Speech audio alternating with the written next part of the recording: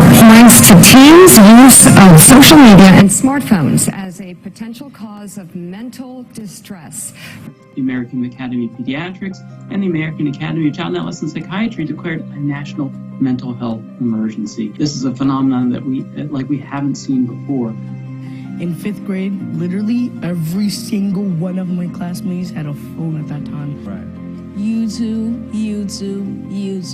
Like, I couldn't live without it. Social media is its own world.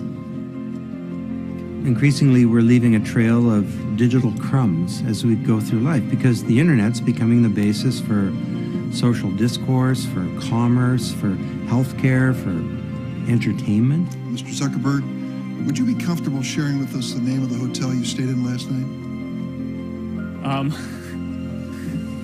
No. I think that may be what this is all about. Any society that fails to protect its children has lost their way. We are the Phoenix 11. Sexually abused as children, reduced to child sex abuse images, and stripped of our dignity and humanity. We are survivors of sexual torture, child rape, erotic photo shoots, pedophile sleepovers, elementary school sex shows, streaming BDSM, and twisted sexual desires, whose digital images were trafficked worldwide. Hear our voice, see our strength, answer our call. We will not be stopped. We will not be silent.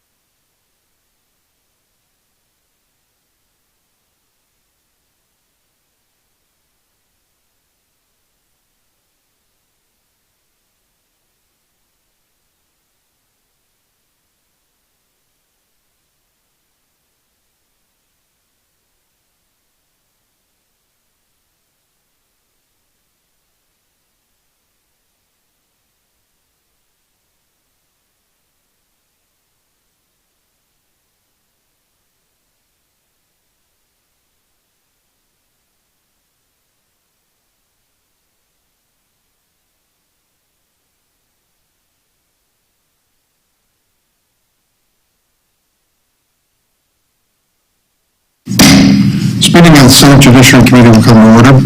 Before we begin, I want to comment on last night's mass shooting at Michigan State University. It took the lives of 3 students and injured 5 others. This was the 67th mass shooting in America so far this year. 67. More than one a day. Today, February 14th, is already the anniversary of 2 horrific mass shootings in Parkland, Florida, 5 years ago, and Northern Illinois University in DeKalb 15 years ago. Now the friends and families of Michigan State students join in that grief. My heart goes out to them. Last Congress, this committee held 11 hearings on our nation's gun violence epidemic, and the Senate passed the most significant gun safety reform in nearly 30 years. But it's not enough. We have more to do. We've lost 5,200 Americans to gunfire already this year, and we're only halfway through February. We were able to come together on a bipartisan basis last year to close gaps in our law to help reduce shootings. We need to continue the efforts in this committee and this Congress, and I'll work to do so. We owe that to the families and communities who have lost so much. Today, the Senate Judiciary Committee will focus on an issue that impacts every family, keeping our kids safe in the internet age. This little device here is an amazing source of information and communication, but it also has some properties, which we'll discuss today, that are not obvious as you glance at it. Why is it that children who can't really walk on their own, maybe not even talk yet, can operate one of these, can punch the screen to move things? There is a captivation that's taking place there in the minds of young people that continues. It is addictive, we know that, and we also know that it's threatening, and we're going to hear some stories today, tales of terrible results of communication through this device. The online world offers tremendous opportunities and benefits, but it's a serious risk and danger to our kids. In almost every aspect of the real world, child safety is a top priority. We lock the door and teach our kids not to talk to strangers. But in the virtual world, criminals and bullies don't need to pick a lock or wait outside the playground to hurt our kids. They only have to lurk in the shadows online of Facebook and Snapchat. In those shadows, they can bully, intimidate, addict, or sexually exploit our kids right in our own homes. I'd like to turn to a brief video at this point about the risks our children face. A new report points to teens' use of social media and smartphones as a potential cause of mental distress. The American Academy of Pediatrics and the American Academy of Child and Adolescent Psychiatry declared a national mental health emergency. This is a phenomenon that we haven't seen before. In 5th grade, literally every single one of my classmates had a phone at that time. Right. YouTube. Like, I couldn't live without it. Social media is its own world. Increasingly, we're leaving a trail of digital crumbs as we go through life because the internet's becoming the basis for social discourse, for commerce, for healthcare, for entertainment. Mr. Zuckerberg, would you be comfortable sharing with us the name of the hotel you stayed in last night? No. I think that may be what this is all about.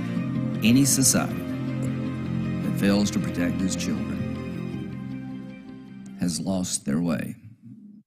We are the Phoenix 11. Sexually abused as children, reduced to child sex abuse images, and stripped of our dignity and humanity. We are survivors of sexual torture, child rape, erotic photo shoots, sleepovers, elementary school sex shows, streaming BDSM, and twisted sexual desires. whose digital images were trafficked worldwide. Hear our voice. See our strength. Answer our call. We will not be stopped. We will not be silent.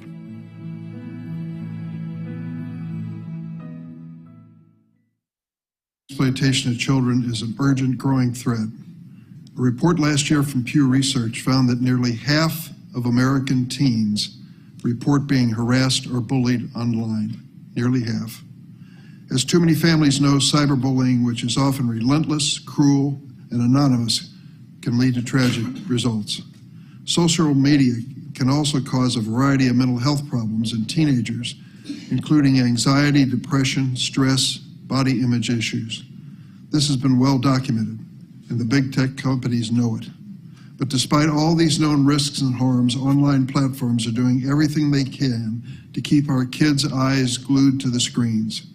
In the process, they're vacuuming up tons of data they can use to build profiles and target our kids with even more ads and content. It's a lucrative business at the expense of our kids' privacy, safety, and health. We don't have to take it. Today, we'll hear from an outstanding panel of witnesses about the challenges to protecting kids online and the steps we in the Senate and this committee can take to help. I want to thank our witnesses, Kristen Bride and Emma Lemke, who've been personally impacted by this issue. They speak on behalf of many others, and they advocate for change to help spare others what they and their families have gone through. Thank you both for being here today. I want to acknowledge Rose Bronstein from Chicago, who is in the audience. She lost her son Nate to suicide last year after he was viciously bullied over Snapchat and other social media platforms. Ms. Bronstein, I'm sorry for your loss.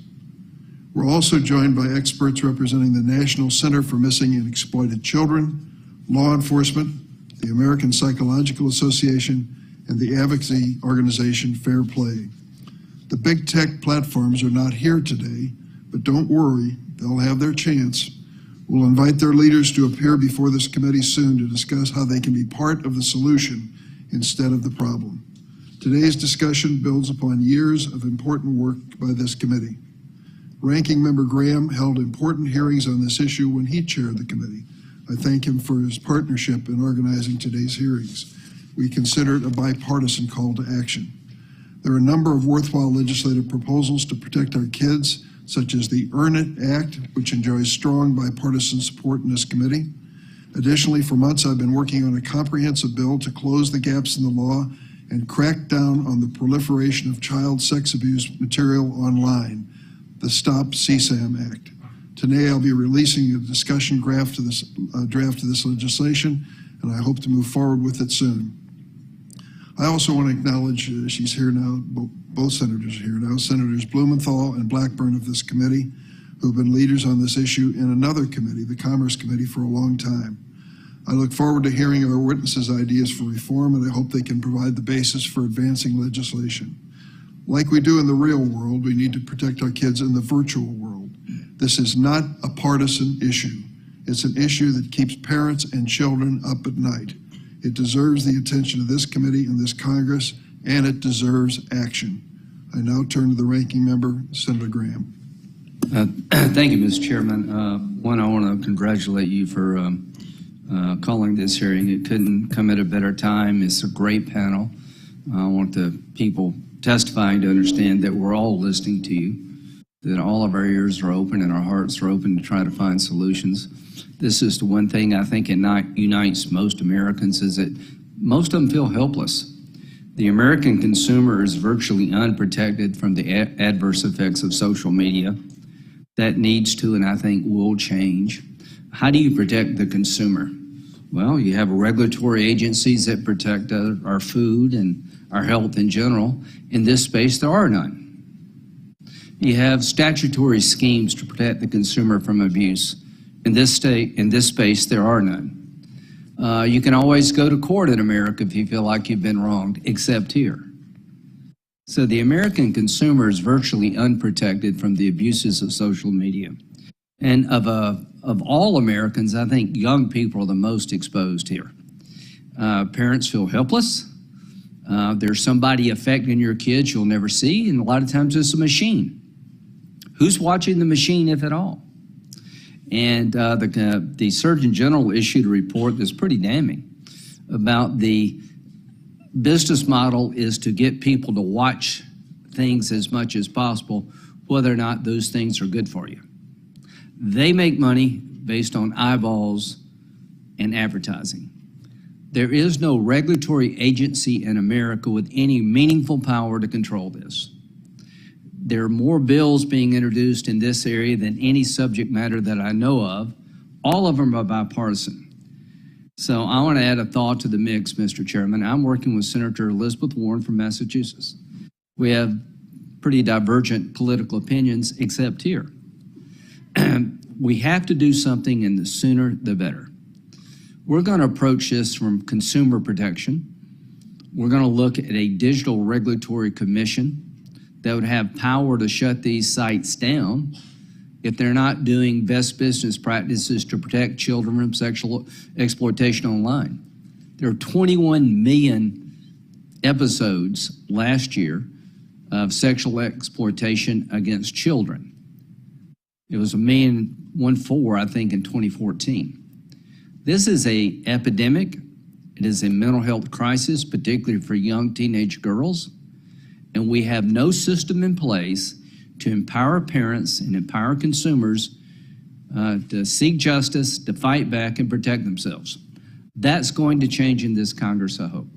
So, Mr. Chairman, I look forward to working with you. I know Senator Blackburn has been very involved in the privacy space. I've worked with Senator Blumenthal on the Earn It Act. So we're going to work together the best we can to find solutions to empower consumers who are pretty much at the will of social media. And some people are having their lives ruined. It is now time for us to act. Thanks, Senator Graham. I'm going to ask our two colleagues, Senator Blumenthal and Senator Blackburn, to give brief opening remarks. As I mentioned earlier, they've both been pioneers in this subject matter. Senator Blumenthal. Thanks very much, Mr. Chairman. And I want to personally thank you not only for having this hearing, but your very important interest and work on protecting kids online. And I'm grateful as well to Senator Graham for his partnership on the Earn It Act. This cause is truly bipartisan, which Senator Blackburn and I think, are showing in real time here the work that we're doing together. The Earn It Act can be a meaningful step toward reforming this unconscionably excessive Section 230 shield to big tech accountability. I think we need to be blunt from the beginning, because we know right now the central truth. Big tech has relentlessly, ruthlessly pumped up profits by purposefully exploiting kids' and parents' pain. Young people like Emma Lemke have been victims of big tech's hideous experiment, as President Biden rightly called it. Parents like Kristen Bride have lost beautiful children like Carson.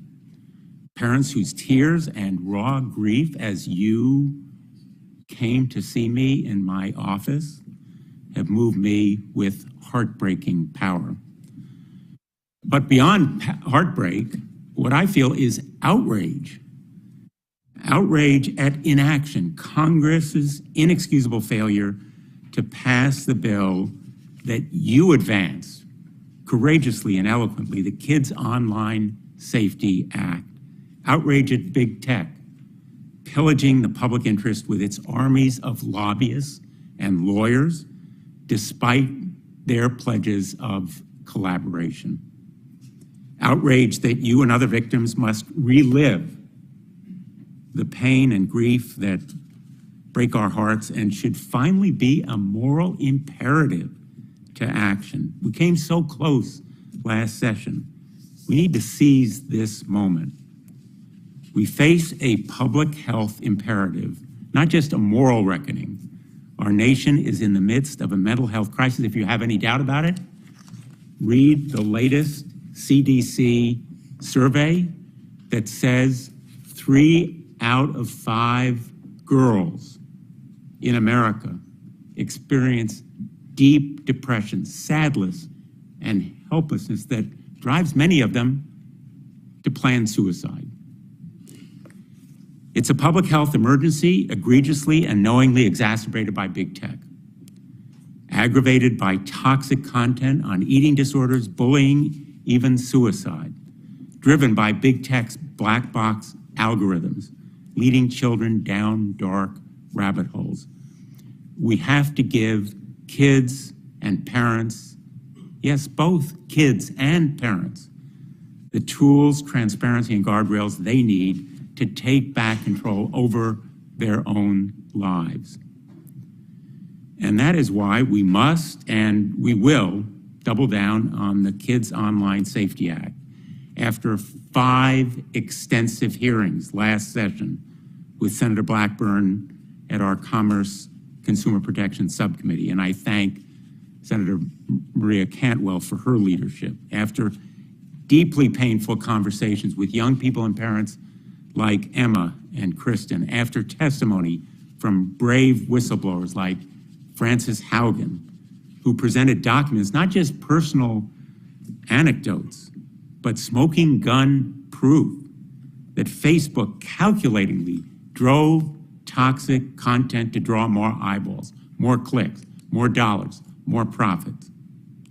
After Facebook hid this evidence from parents, even misled us in Congress, it's Big Tobacco's playback and playbook all over again.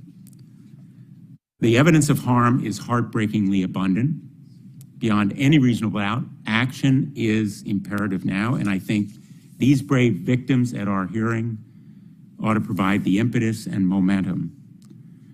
Right now, urgently, the Kids Online Safety Act can be a model for how bipartisan legislating can still work, a message to the public that Congress can still work.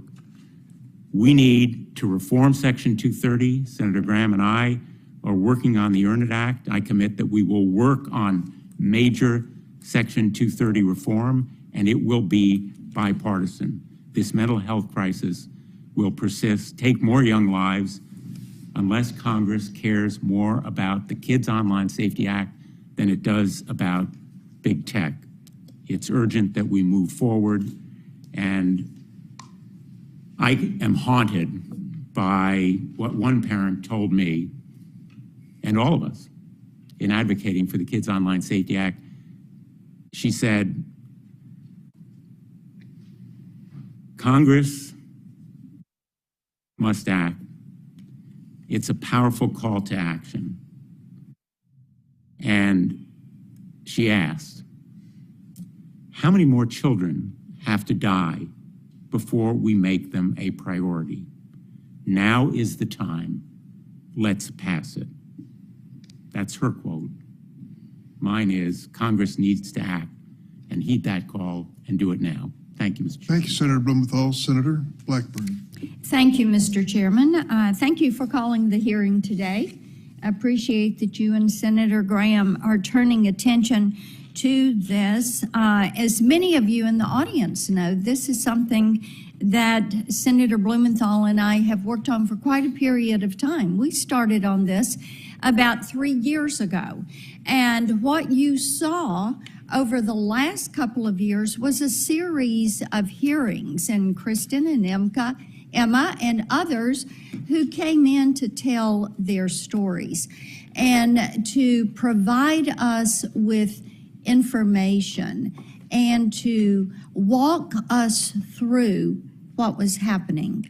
So we have heard from parents and kids and teachers and pediatricians and child psychologists who are all looking at us and saying, this is an emergency.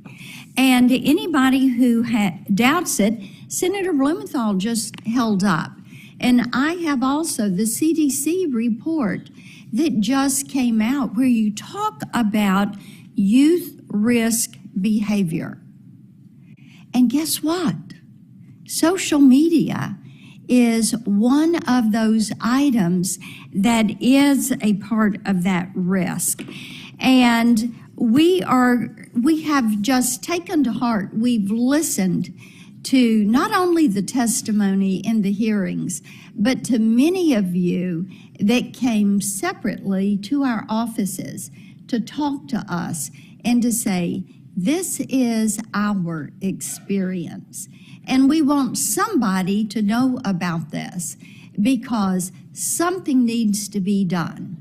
It is almost as if these social media platforms are operating in the days of the Wild West, and anything goes. And when these children are on these platforms, they're the product. They're the product.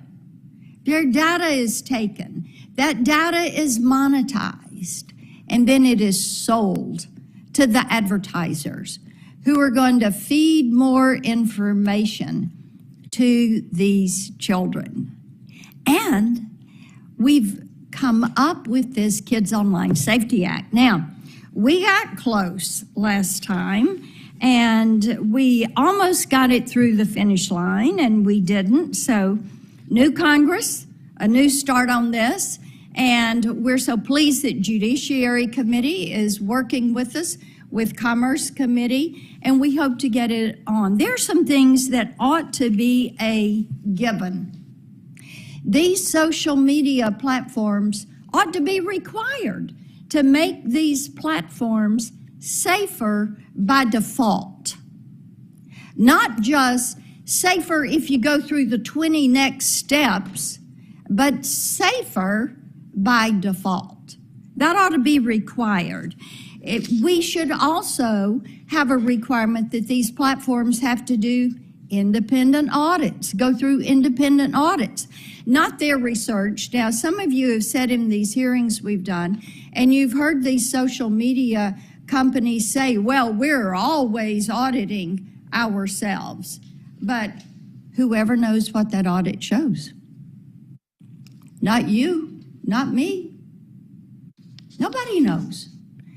They like to keep that to themselves because, as Senator Blumenthal has said, eyeballs on that site for a longer period of time, it's more money, money, money in the bank.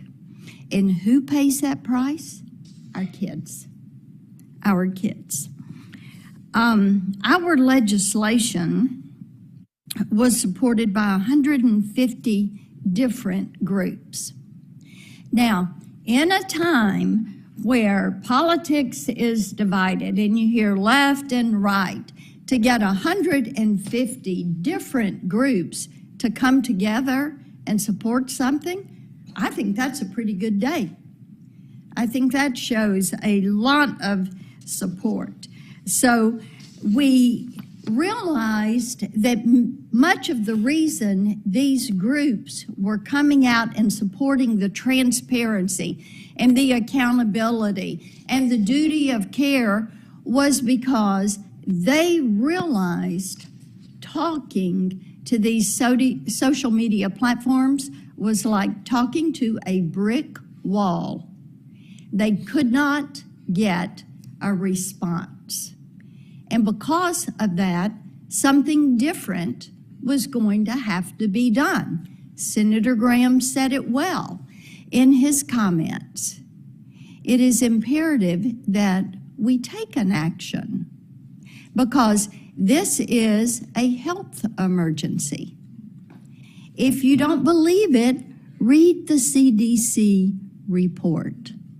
When you have a majority of children that are experiencing adverse impacts from social media platforms, you have to step in and do something. And that is what we are working to do. We welcome all of you. Thank you to our witnesses, and we look forward to the hearing today. Thank you, Senator Blackburn. Let me say at the outset that to explain to any newcomers, we have 2 roll call votes that are going to start in just a matter of minutes. So members will come and go. That is no disrespect to the subject matter, to our witnesses and guests, but we're going to do a tag team to make sure there's always someone here to follow your testimony and try to gather after the roll calls, but that's the circumstance.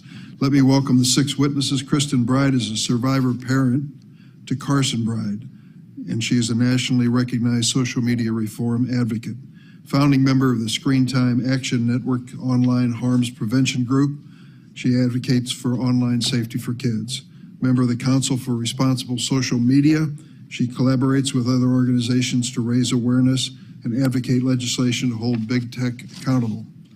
Anna Lemke, she's from Birmingham, Alabama, second-year political science major at Washington University in St. Louis, and the founder of Log Off, a youth movement that works to uplift and empower young people to tackle the complexities of social media. Ms. Lemke has also co-founded Technically Politics, a youth lobbying campaign dedicated to advocating greater regulation for big tech. Michelle DeLawn is President and Chief Executive Officer of the National Center for Missing and Exploited Children, and the first woman to lead this organization. During her 2 decades at NCMEC, Ms. DeLawn has witnessed firsthand evolving threats to our kids, including the explosion of child sexual exploitation online. John Pizarro serves as CEO of Raven, advocacy group that focuses on protecting kids from exploitation and supporting those who fight for them. Previously, Mr. Pizarro spent 25 years in the New Jersey State Police, with the last 6 years as commander of their Internet Crimes Against Children Task Force.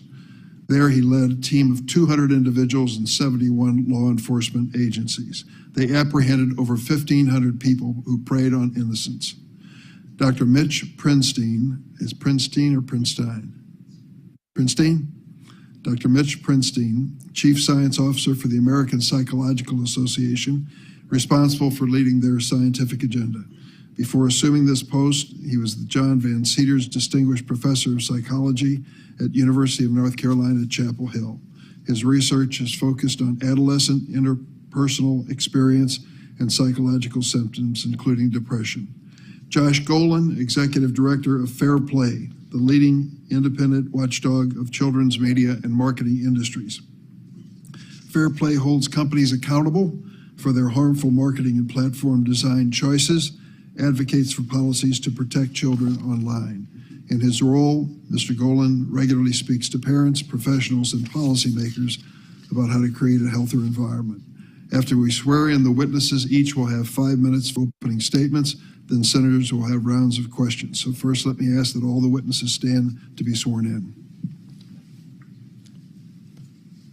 Please raise your right hand. Do you swear or affirm the testimony you're about to give before this committee will be the truth, the whole truth, and nothing but the truth, so help you God? Let the record reflect that the witnesses have answered in the affirmative. Ms. Bride, please, if you will, start our round. Thank you, Chairman Durbin, Ranking Member Graham, and members of the committee. My name is Kristen Bride. I am a survivor parent and social media reform advocate and member of the Bipartisan Council for Responsible Social Media. I am testifying here today to bring a face to the harms occurring every day resulting from the unchecked power of the social media industry. This is my son, Carson Bride, with the beautiful blue eyes, an amazing smile, and great sense of humor, who will be forever 16 years old. As involved parents raising our 2 sons in Oregon, we thought that we were doing everything right. We waited until Carson was in 8th grade to give him his first cell phone, an old phone with no apps. We talked to our boys about online safety and the importance of never sending anything online that you wouldn't want your name and face next to on a billboard. Carson followed these guidelines, yet tragedy still struck our family. It was June 2020. Carson had just gotten his first summer job making pizzas, and after a successful first night of training, he wrote his upcoming work schedule on our kitchen calendar. We expressed how proud we were of him for finding a job during the pandemic. In so many ways, it was a wonderful night, and we were looking forward to summer. The next morning, I woke to the complete shock and horror that Carson had hung himself in our garage while we slept. In the weeks that followed, we learned that Carson had been viciously cyberbullied by his Snapchat friends, his high school classmates who were using the anonymous apps YOLO and LMK on Snapchat to hide their identities. It wasn't until Carson was a freshman in high school that we finally allowed him to have social media, because that was how all the students were making new connections. What we didn't know is apps like YOLO and LMK were using popular social media platforms to promote anonymous messaging to hundreds of millions of teen users. After his death, we discovered that Carson had received nearly 100 negative, harassing, sexually explicit, and humiliating messages, including 40 in just one day. He asked his tormentors to swipe up and identify themselves so they could talk things out in person. No one ever did. The last search on his phone before Carson ended his life was for hacks to find out the identities of his abusers. Anonymous apps like Whisper, Sarhaha, and Yik Yak have a long history of enabling cyberbullying and leading to teen suicides. The critical flaws in these platforms are compounded by the fact that teens do not typically report being cyberbullied. They are too fearful that their phones, to which they are completely addicted, will be taken away or that they will be labeled a snitch by their friends. YOLO's own policies stated that they would monitor for cyberbullying and reveal the identities of those who do so. I reached out to YOLO on 4 separate occasions in the months following Carson's death, letting them know what happened to my son and asking them to follow their own policies. I was ignored all 4 times. At this point, I decided I needed to fight back. I filed a national class action lawsuit in May 2021 against Snap Inc., YOLO, and LMK. We believe Snap Inc. suspended YOLO and LMK from their platform because of our advocacy. However, our complaint against YOLO and LMK for product liability design defects and fraudulent product misrepresentation was dismissed in the Central District Court of California last month, citing Section 230 immunity. And still, new anonymous apps like NGL and Sendit are appearing on social media platforms and charging teens subscription to reveal the messenger or provide useless hints. I speak before you today with tremendous responsibility to represent the many other parents who have lost their children to social media harms. Our numbers continue to grow exponentially with teen deaths from dangerous online challenges, sextortion, fentanyl-laced drugs, and eating disorders. Let us be clear, these are not coincidences, accidents, or unforeseen consequences. They are the direct result of products designed to hook and monetize America's children. It should not take grieving parents filing lawsuits to hold this industry accountable for their dangerous and addictive product designs. Federal legislation like the Kids Online Safety Act, KOSA, which requires social media companies to have a duty of care when designing their products for America's children, is long overdue. We need lawmakers to step up, put politics aside, and finally protect all children online. Thank you for this opportunity, and I look forward to answering your questions. Thank you, Ms. Bride. Ms. Emma Lemke. Hello, everyone. My name is Emma Lemke. I am originally from Birmingham, Alabama, but currently I am a sophomore studying political science at Washington University in St. Louis. I am humbled and honored to be here today. I created my first social media account, Instagram, in the 6th grade. To me, as 12-year-old girl to 12-year-old me, these platforms seemed almost magical. But as I began to spend more time online, I was met with a harsh reality. Social media was not magic. It was an illusion, a product that was predicated on maximizing my attention at the cost of my well-being. As my screen time increased, my mental and physical health suffered. The constant quantification of my worth through likes, comments, and followers heightened my anxiety and deepened my depression. As a young woman, the constant exposure to unrealistic body standards and harmful recommended content led me towards disordered eating and severely damaged my sense of self. But no matter the harm incurred, addictive features like autoplay and the endless scroll pulled me back into the online world where I continued to suffer. And there I remained for over 3 years, mindlessly scrolling for 5 to 6 hours a day. I eventually reached a breaking point in the 9th grade, and I began the long and difficult process of rebuilding my relationship with technology in a healthier way. Senators, my story is not one in isolation. It is a story representative of my generation, Generation Z. As the first digital natives, we have the deepest understanding of the harms of social media through our lived experiences. But it is from those experiences that we can begin to build the most promising solutions. It is only when young people are given a place at the table that effective solutions can emerge and safer online spaces can be created. The power of youth voices is far too great to continue to be ignored. Through Log Off, I have engaged with hundreds of kids across the globe and who have shared their experiences of harm with me.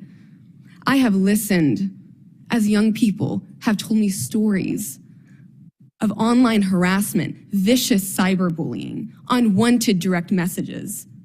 But most powerfully, I have heard as members of my generation have expressed concern not just for our own well-being, but for younger siblings, for cousins, and for all those to come after us. While our stories may differ, we share the frustration of being portrayed as passive victims of big tech. We are ready to be active agents of change, rebuilding new and safer online spaces for the next generation. 10 years from now, social media will not be what it is today. It will be what members of my generation build it to be. We want to build it differently. We want to build it right. I came here today as the representative for those young changemakers, to be the voice not just of those of my generation who have been harmed or who are currently struggling, but to be a voice for all of those 12-year-old girls yet to come. The genie is out of the bottle, and we will never go back to a time where social media does not exist, nor should we. But make no mistake, unregulated social media is a weapon of mass destruction that continues to jeopardize the safety, privacy, and well-being of all American youth. It's time to act. And I urge you, senators, to take meaningful steps to regulate these companies, not just for our generation and my generation, but with my generation.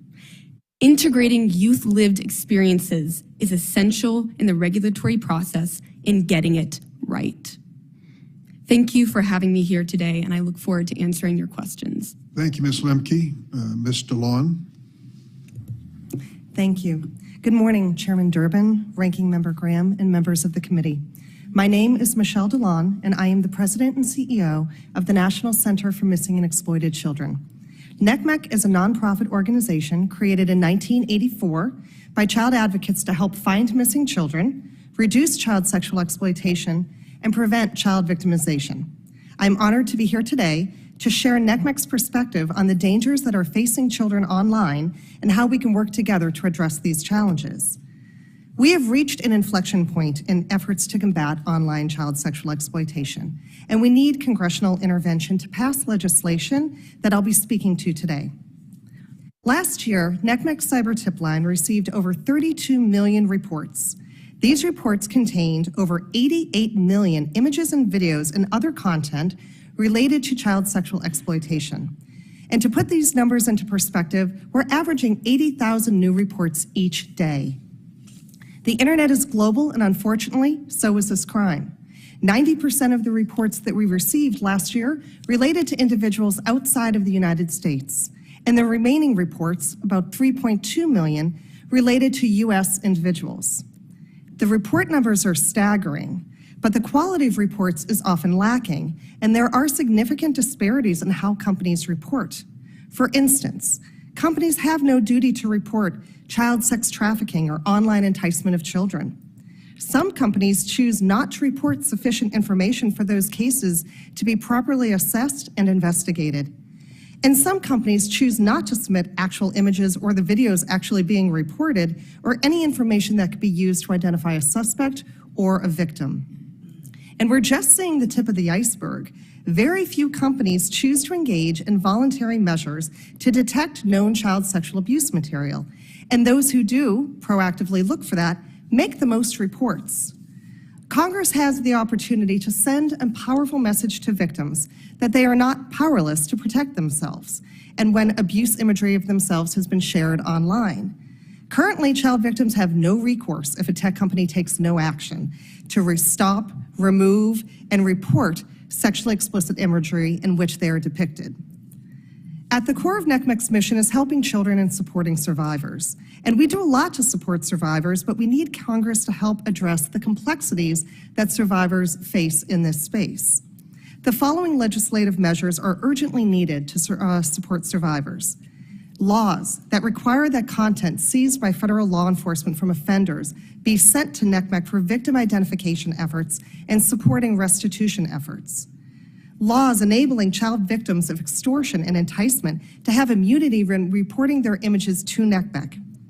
Laws enabling minor victims to have legal recourse if a tech company knowingly facilitates the distribution of their sexually abusive imagery. Regulations to implement the remedies promised to survivors in 2018 when the Amy, Vicky, and Andy Act was passed by Congress. And laws to make sure that we are using the appropriate words when we're discussing these crimes. Child sexual abuse material, not child pornography.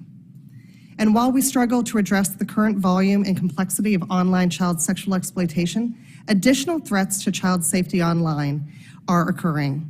When a platform implements end-to-end encryption, no one, not even the platform itself, has visibility into users exploiting children. We believe in a balance between user privacy and child safety. When tech companies implement end-to-end encryption with no preventive measures built in to detect known child sexual abuse material, the impact on child safety is devastating. Several of the largest reporting companies have indicated that they will be moving to default end-to-end encryption this year. We estimate that as a result, 2/3 of reports to the cyber tip lines submitted by tech companies will go away. And these reports will be lost simply because tech companies have chosen to stop looking for the material. And we can talk about our lost report numbers, but behind every report is a child. And the abuse doesn't stop just because we decide to stop looking for it. We look forward to working with Congress and other stakeholders on solutions. In closing, NCMEC is proud to support many excellent legislative initiatives from last Congress, including the Earn It Act, the End Child Exploitation Act, and the Preventing Child Sexual Abuse Act. And we look forward to working with Congress to ensure the legislative measures become law in the current term. I thank you for the opportunity to appear before the committee to discuss the protection of children online. We're eager to continue working with this committee, survivors and their families, the Department of Justice, engaged tech companies, and other nonprofits to find solutions to these problems. Because like you, we believe that every child does deserve a safe childhood. I thank you and I look forward to your questions. Thank you, Ms. Solon. Mr. Pizzurro. Chairman Durbin, Ranking Member Graham, and distinguished senators, thank you for this opportunity to testify on protecting our children online. Today, there are countless victims of infant and children being raped online as well as extortion. The sad reality is we're failing to protect our children from the threats they face online. Those who would protect our youth are overburdened, under-resourced, which makes those children vulnerable. I'm here today as the CEO of Raven, an advocacy group comprised of 14 professionals, including 9 retired Internet Crimes Against Children commanders, task force commanders who have committed their lives to the advocacy and the protection of children. I'm retired from the New Jersey State Police, where I served as the commander of the ICAC task force. We witnessed children targeted by offenders across all platforms. No social media or gaming platform was safe, from apps such as Snapchat, Twitter, Kik, Telegram, Discord, LiveMe, and MeetMe, to gaming platforms and outline games such as Minecraft, Roblox, and Fortnite. And these just represent a fraction of places where offenders regularly interact with children. If the platform allows individuals to chat or a way to share a photograph and videos, I assure you, there's a very real danger that offenders are using that access to groom or sexually exploit minors. Children are made vulnerable on these platforms as a result of poor moderation, the absence of age or identity verification, and inadequate or missing safety mechanisms, and the sheer determination of offenders. As the New Jersey ICAC commander, I struggled with the significant increases in arrests, victims, investigations we faced each year. These challenges were frustratingly present with every ICAC task force commander throughout the United States. The most staggering increase we faced was self-generated sexual abuse videos of children ages 7, 8, and 9. The online landscape is horrifying because offenders know this is where our children live, and they recognize there are not enough safeguards to keep them at bay. The details of these cases shock the conscience. There's no shortage of case reports describing the sexual abuse of 11-year-olds or a mother who is targeted by an offender because her 5-year-old is too young to text but is the age of interest for the offender, or the offender bought a stuffed animal for the 10-year-old that he was going to rape, along with a bottle of Viagra and other sexual devices when that Viagra failed. Today, law enforcement is no longer able to proactively investigate child exploitation cases due to the volume of cyber tips. As a result of that increase, law enforcement agencies have been forced to become reactive, and most no longer can engage in the proactive operations such as peer-to-peer file sharing investigations or undercover chat operations which target hands-on offenders. Sadly, most of the investigative leads provided by service providers through NCMEC to the ICAC task forces are not actionable, meaning they do not contain sufficient information to permit an investigation to begin. The lack of uniformity in what is reported by service providers results in law enforcement being forced to sort through thousands of leads trying to desperately identify worthwhile cases. Peer-to-peer file sharing investigations and operations used to allow ICAC task forces to efficiently locate and apprehend hands-on offenders. In the last 90 days alone, there have been 100,000 IP addresses across the U.S. that have distributed known images of rape and toddler sexual abuse. Yet only 782, less than 1%, are being worked right now. The darknet, including Tor, has become the newest online haven for child exploitation. Some forums and boards contain the most abusive child exploitation videos and images law enforcement has encountered. Chat forums allow offenders to create best practices on how to groom and abuse children effectively. There's a post, even named The Art of Seduction, that explained how to seduce children that has been read more than 54,000 times. Based upon what I have experienced, I can confidently tell you 3 things. At the moment, the predators are winning, our children are not safe, and those who are fiercely committed to protecting them are drowning and will continue to do so unless we can get them the resources they need. I thank you for the opportunity to testify here today, and I welcome your questions. Thank you very much, Mr. Pizzurro. Dr. Prinstein. Good morning, Chairman Durbin, Ranking Member Graham, and members of the Judiciary Committee. Thanks for the opportunity to testify today. Psychologists are experts in all human behavior, and we've been studying the effects of social media scientifically for years. In my written testimony, I've detailed a variety of caveats, limitations, and clarifications that make it challenging as a scientist to offer causal statements about the effects of social media. In short, online activity likely offers both benefits and harms. Today, I wanted to discuss specific social media behaviors and features that are most likely to harm, and which youth may be most vulnerable. Unfortunately, some of these most potentially harmful features are built directly into the architecture of many social media applications, and kids are explicitly directed towards them. To date, we have identified at least 7 sets of results that deserve more attention to safeguard risk for children. I will briefly describe these here. But first, it's critical to understand that following the first year of life, the most important period for the development of our brains begins at the outset of puberty. And this is precisely the time when many are given relatively unfettered access to social media and other online platforms. In short, neuroscience research suggests that when it comes to seeking attention and praise from peers, adolescents' brains are all gas pedal with weak brakes. This is a biological vulnerability that social media capitalizes on with 7 psychological implications. First, our data suggests that the average teen is picking up their phone over 100 times and spending over 8 hours online a day, mostly on social media. Psychological science reveals that over half of all youth report at least one symptom of clinical dependency on social media, such as the inability to stop using it or a significant impairment in their ability to carry out even simple daily functions.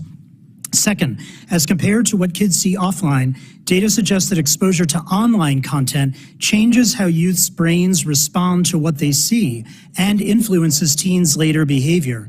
These are psychological and neuroscientific phenomena occurring outside of youth's conscious awareness, suggesting a potentially troubling link between likes, comments, reposts, and teens' later risk-taking behavior.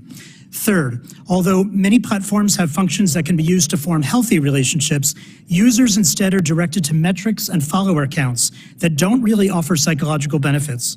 For this reason, social media often offers the empty calories of social interaction that appear to help satiate our biological and social needs, but do not contain the healthy ingredients necessary to reap benefits. Research reveals that in the hours following social media use, teens paradoxically report increases rather than decreases in loneliness. Fourth, data suggests that approximately half of youth experience digital stress, a phenomenon resulting from too many notifications across platforms, a fear of missing important social updates, information overload, and anxiety that their posts will be well received. More digital stress predicts increases in depression over time. Fifth, a remarkably high proportion of teens are exposed to dangerous, discriminatory, and hateful content online. This predicts anxiety and depression among youth even beyond the effects of similar content they see offline. Sixth, the more time kids are online, the less time they're engaged in activities critical for healthy development, most notably sleep. Sleep disruptions at this age are associated with changes in the size and physical characteristics of growing brains. And last, new evidence suggests frequent technology use may change adolescent brain growth to increase sensitivity to peers' attention and change teen self-control. So what do we do? First and foremost, we must increase federal funding for this research. $15 million will not move the needle. The funding for this work should be commensurate with our commitment to protect children. Second, parents and teens must become better educated about these emerging research findings. Recently, more than 150 organizations led by APA called on the Surgeon General to create and distribute teaching resources so families could minimize risks and maximize benefits from social media. Third, more must be done to protect youth who belong to traditionally marginalized communities. Warnings on harmful, illegal, hateful, and discriminatory content should be mandated. Yet content in spaces scientifically proven to offer social support and vital health information to members of these communities must be saved. The manipulation of children to generate a profit is unacceptable. The use of children's data should be illegal, and the use of psychological tactics known to create addiction or implicitly influence children's behavior should be curtailed. Social media companies should be compelled to disclose both internal and independent data documenting potential risks that come from the use of their products, so parents, teens, and regulators can make informed decisions. APA is heartened by the focus on mental health in Congress and eager to work with this committee to develop legislation and help enact bills that will protect children. Your actions now can make a difference. Thank you, Doctor. Mr. Golan?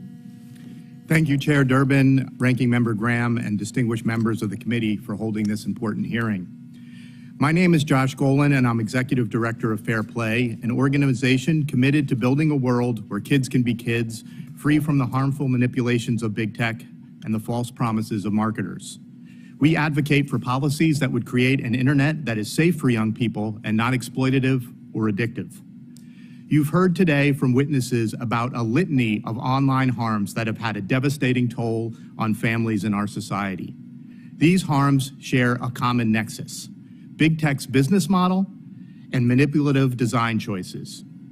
Digital platforms are designed to maximize engagement because the longer they capture a user's attention, the more money they make by collecting data and serving targeted ads. As a result, children are subject to manipulative design and relentless pressure to use these platforms as often as possible. Over a third of teenagers say they are on social media almost constantly. Overuse of social media displaces critical offline activities like sleep, exercise, offline play, and face-to-face interactions, which in turn undermines children's well-being. Big tech's profit-driven focus on engagement doesn't just harm young people by fostering compulsive overuse. It also exploits their developmental needs, often at the expense of their safety and well-being. For example, displays of likes and follower accounts, which take advantage of young people's desire for social approval, invite harmful social comparisons, and incentivize interactions with strangers and the posting of provocative and risque content. Additionally, algorithms designed to maximize engagement fill young people's feeds with curated content that is most likely to keep them online, without regard to the user's well-being or potentially harmful consequences. So on platforms like Instagram and TikTok, depressed teens are shown content promoting self-harm, and young people interested in dieting are barraged with content promoting eating disorders.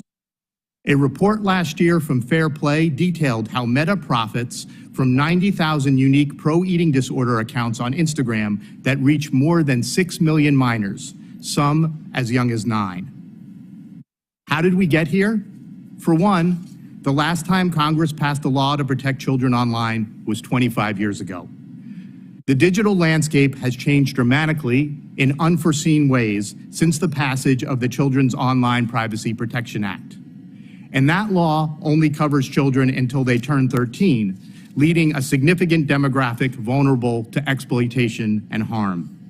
Consequently, the social media platforms that define youth culture and shape our children's values, behavior, and self-image were developed with little to no thought about how young people might be negatively affected.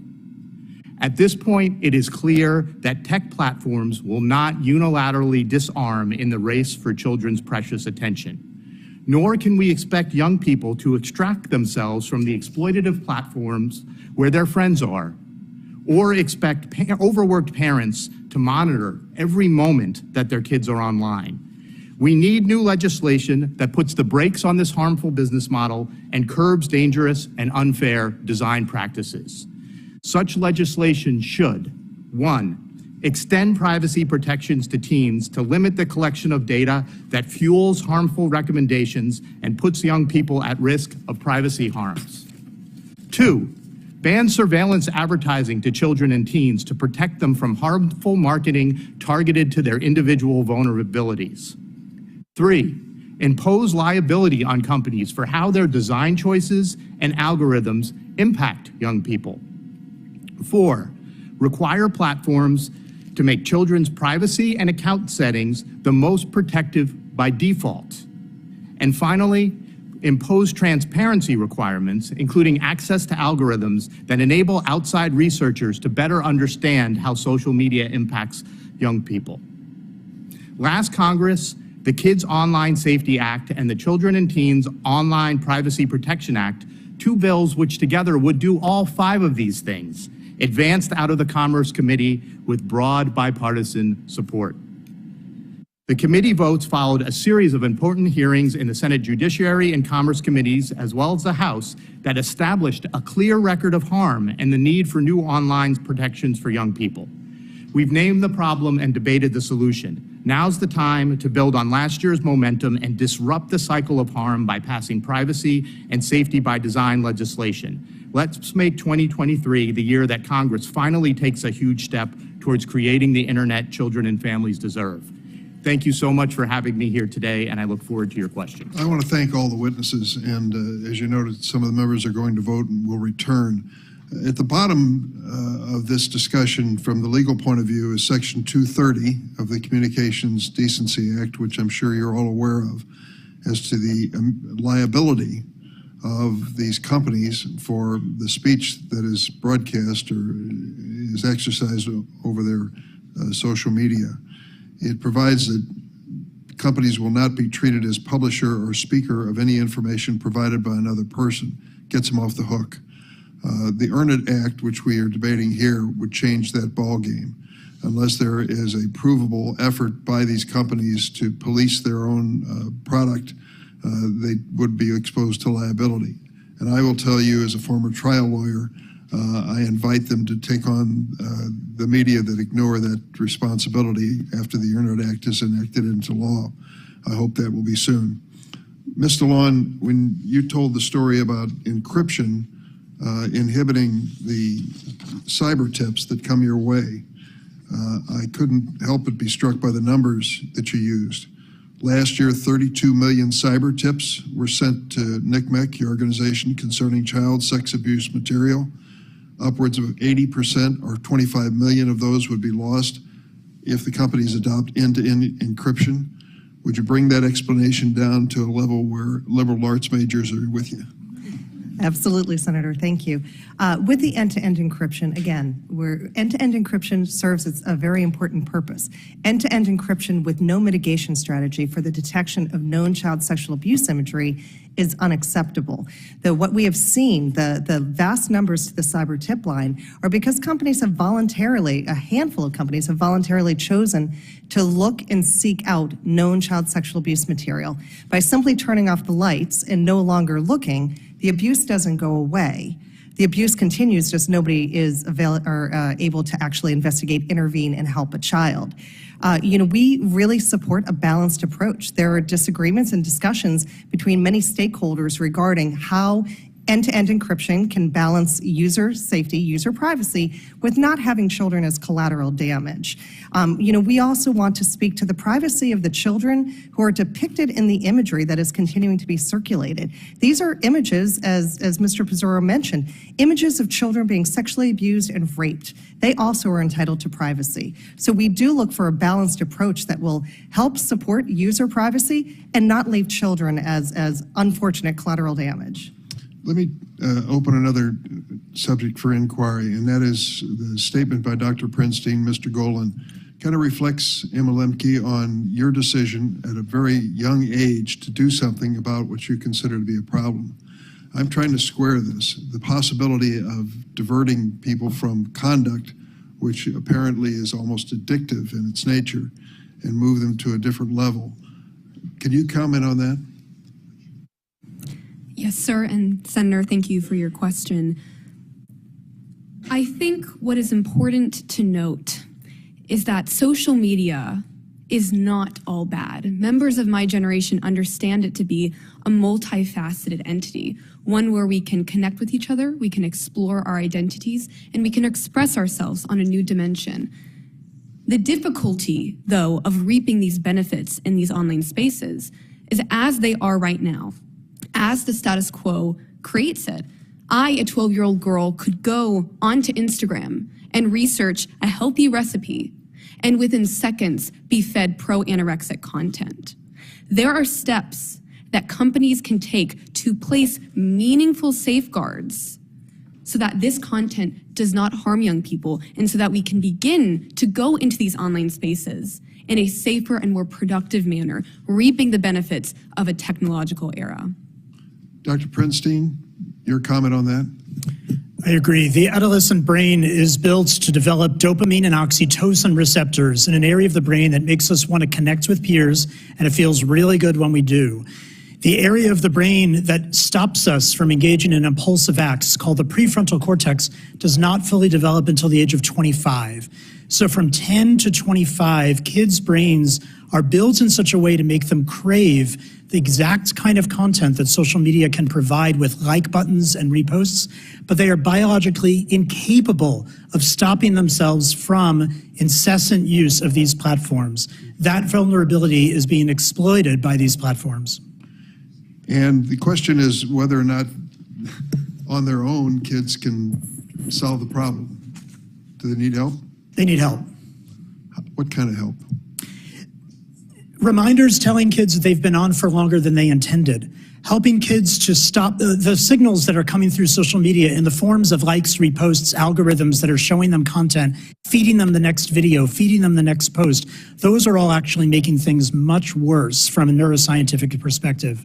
If there were controls in place that were age-based to make sure that kids were being blocked from engaging in this unbridled kind of craving for social attention and dopamine responses, that could significantly address the issue. Thank you. I'm going to recognize Senator Grassley, and then Senator Coons is going to preside as I make a dash to vote in return. So, Senator Grassley, the floor is yours. Thank you, Mr. Chairman. Thanks all your witnesses. I'm sorry I missed your testimony for other reasons that's already been explained to you. I'm glad that we're here discussing this very important issue today. I happen to be a father, grandfather, and great-grandfather, but regardless, we all got to be with this worthy cause that we're discussing today. Congress has and will continue to play a crucial role. Unfortunately, Congress has had to intervene in times in the past. I just want to remind people of the Larry Nassar thing dealing with young girls and the botched investigation of the FBI. And Senator Ossoff and I got a bill passed that would further give federal intervention in the case of those crimes being committed if they're committed outside the United States by somebody following young people to international meets. It's also important to hold online service providers accountable in keeping our children safe. This Earn It Act, which I was an original co-sponsor of last year, ensures online service providers that fail to crack down on certain contents are not able to escape because of the Section 230 intervention. And also protecting children online also means combating human trafficking. And Senator Feinstein and I have passed legislation in that area as well. Of course, it's impossible to discuss protecting children online without pointing out the unfortunate role of social media and the internet playing in the overdose of drug deaths, drug overdose deaths among our children. And I look forward to discussing that strategy to prevent those. So I'm going to go to Mr. Pizarro first. Recently, an Iowa family lost their daughter because she bought a fake prescription pill from a drug dealer on Snapchat. It contained fentanyl. Her family is suing to try and hold Snapchat accountable. One particular allegation is that Snapchat's algorithms connected their child with a drug dealer who she did not know previously, which I would find especially disturbing. So for you, to the best of your ability, can you explain to this committee how Snapchat algorithms protect children with drug dealers? Thank you, Mr. Grassley. As far as the Snapchat and the algorithms, not 100% sure on how Snapchat is doing it, but I could talk to the broader experience of cell phone usage as far as apps and drugs, because whether it's narcotics, whether it's child exploitation, whether it's pictures and videos, whether it's emojis, everything is done through that social media. Again, that's where children are. So it's very easy to target them specifically in those realms. So I think a lot of times you're going to have that. Again, whether it be fentanyl, whether it be marijuana, it doesn't matter the drug, but the scope is where I can target those individuals, and the offenders as well as the individuals selling that know that. You said you couldn't speak specifically to Snapchat. So I was going to ask you what social media needs to do differently to stop what happening. But you could answer the second part of that question. What can the government do better? Well, the government can do a lot better as far as that we're talking about today. We need a little bit more, first of all, uniformity, age identification, identity verification. There's a lot of times where the users, tomorrow I can go get a phone and be whoever I want to be. I can get a phone, I can create an app, I can create a fake email address, and then use it for whatever reasons I need to. So from that perspective is that from the tech companies, we need a little bit more from that moderation, that aspect, who's on what end of the phone. Yeah. My next and last question will be to Ms. DeLone, if I'm pronouncing your name right. Technology created these problems, and technology advances will be essential to fighting these problems in the future. So can you tell me about the tools available today to address the online dangers to children, and what more should social media do and online platforms do to protect children? Thank you, Senator. There are various initiatives and technologies that are being used by some social media companies, certainly not all. And because of these tools, such as searching surgically for known child sexual abuse material, companies are able to surface it. There are other companies that are voluntarily choosing to look for online enticement and instances where children might be sextorted online, where offenders target them for imagery or for financial gain. There's an important aspect of companies being transparent of what tools they're using, not only for the consumer to understand what platforms are doing, but also to share with one another what the best practices are. When everyone is speaking freely, we're able not only to see what works, but also what significant gaps still exist. Thank you very much. Thank you, Mr. Chairman. Senator Coons. Thank you, and thank you to Chair Durbin and to Ranking Member Graham for both convening this hearing and for your ongoing work to find a bipartisan path forward. Ms. Bride, Ms. Lemke, thank you for your testimony today and for making clear and purposeful what we all know, which is that far too many Americans are spending time on social media, and in particular for young Americans, it can have harmful, even destructive or toxic impacts. We have limited research about exactly what the effects are of the design choices that social media platforms are making on childhood development and on children's mental health.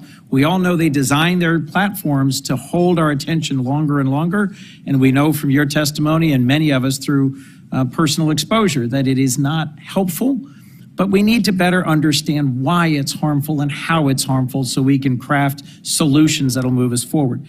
I've worked with Senators Klobuchar and Cassidy on a bipartisan bill, the Platform Accountability and Transparency Act, that would make social media companies work with independent researchers to validate and ensure that we understand how these platforms impact our children. The Surgeon General of the United States came and spent a day with us in Delaware and visited a youth center and listened to some of our youth from Delaware and some mental health professionals and public health professionals to talk about this nationwide public health crisis. Dr. Prinstein, you call in your testimony for a greater transparency and reporting requirements for social media companies, including better data access for researchers. What kinds of questions about children's mental health would we be able to answer with greater data access? And what data do researchers need that they don't currently have access to, and what are the barriers for their access? Thank you so much for your question. There are numerous barriers. We don't have the funding to be able to do the research that we need to do. We actually find that number of academics who are pursuing a career in research on social media are recruited by social media companies themselves and offer salaries that make it very hard to compete in an academic environment. The data that social media's companies have would allow for a better exploration of exactly what it is that kids are viewing, how they're using social media, what they're seeing, how that's related to future behaviors, including what they log on, what they share, how they share that information. It would be tremendously valuable for scientists to be able to understand those questions and link it specifically to mental health. In fact, there is no such access right now, which is severely hindering our ability to work scientifically in this area. Thank you. Mr. Golan, you also call for Congress to implement transparency requirements to allow independent researchers to better understand the impact of social media on young Americans. The Platform Accountability and Transparency Act would require platforms to disclose information about how their algorithms actually operate so that we could conduct that research in a reliable and stable way. Do you agree this would help parents ultimately to make better informed decisions about the social media products their children consume?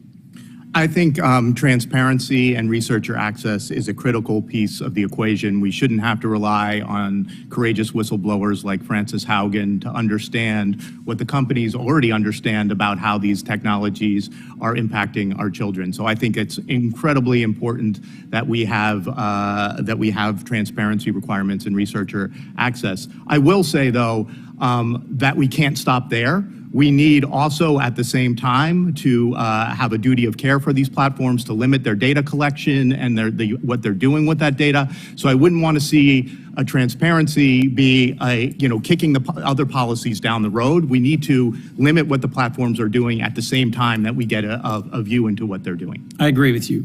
Look, many of us have the strong sense based on testimony we hear, based on our own experience as parents and community leaders, that this, as Senator Blumenthal called it, a toxic experiment on our children is going badly wrong. I look forward to joining in support of the Kids Online Safety Act, for example.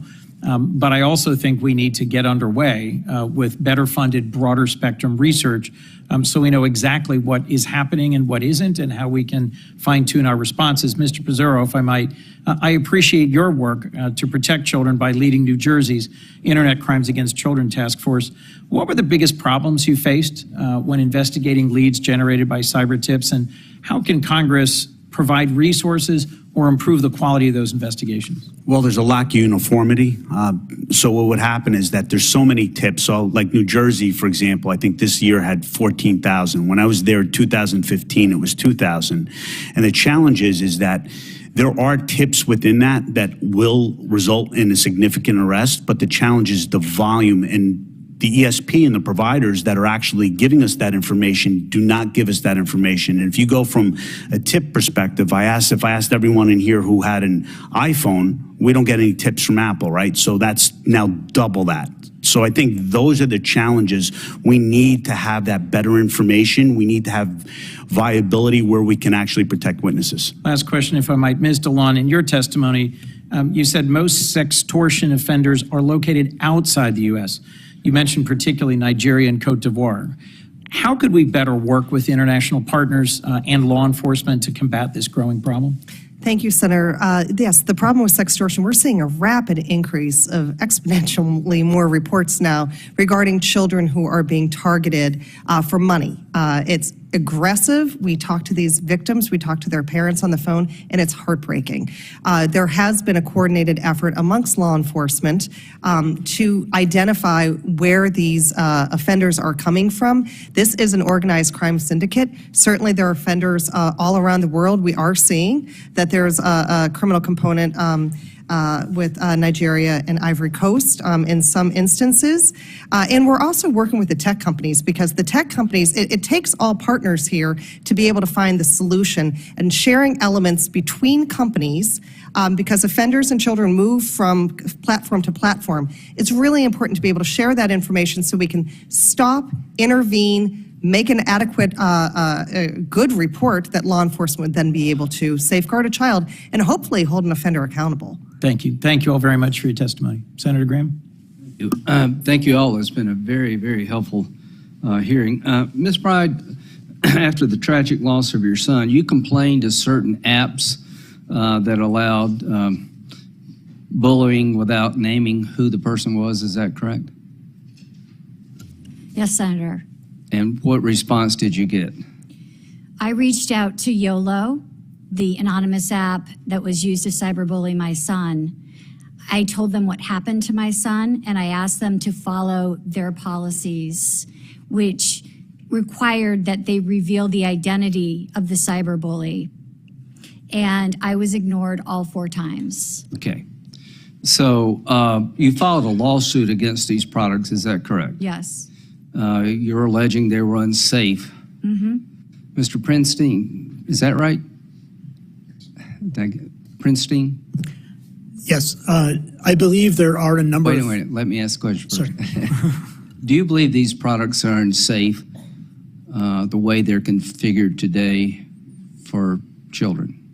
The research is emerging, but we have a number of reasons to think that some of the features that are built into social media indeed are conferring harm directly to children. Are you recommending to the committee that these social media companies put warning labels on their products like we do with cigarettes?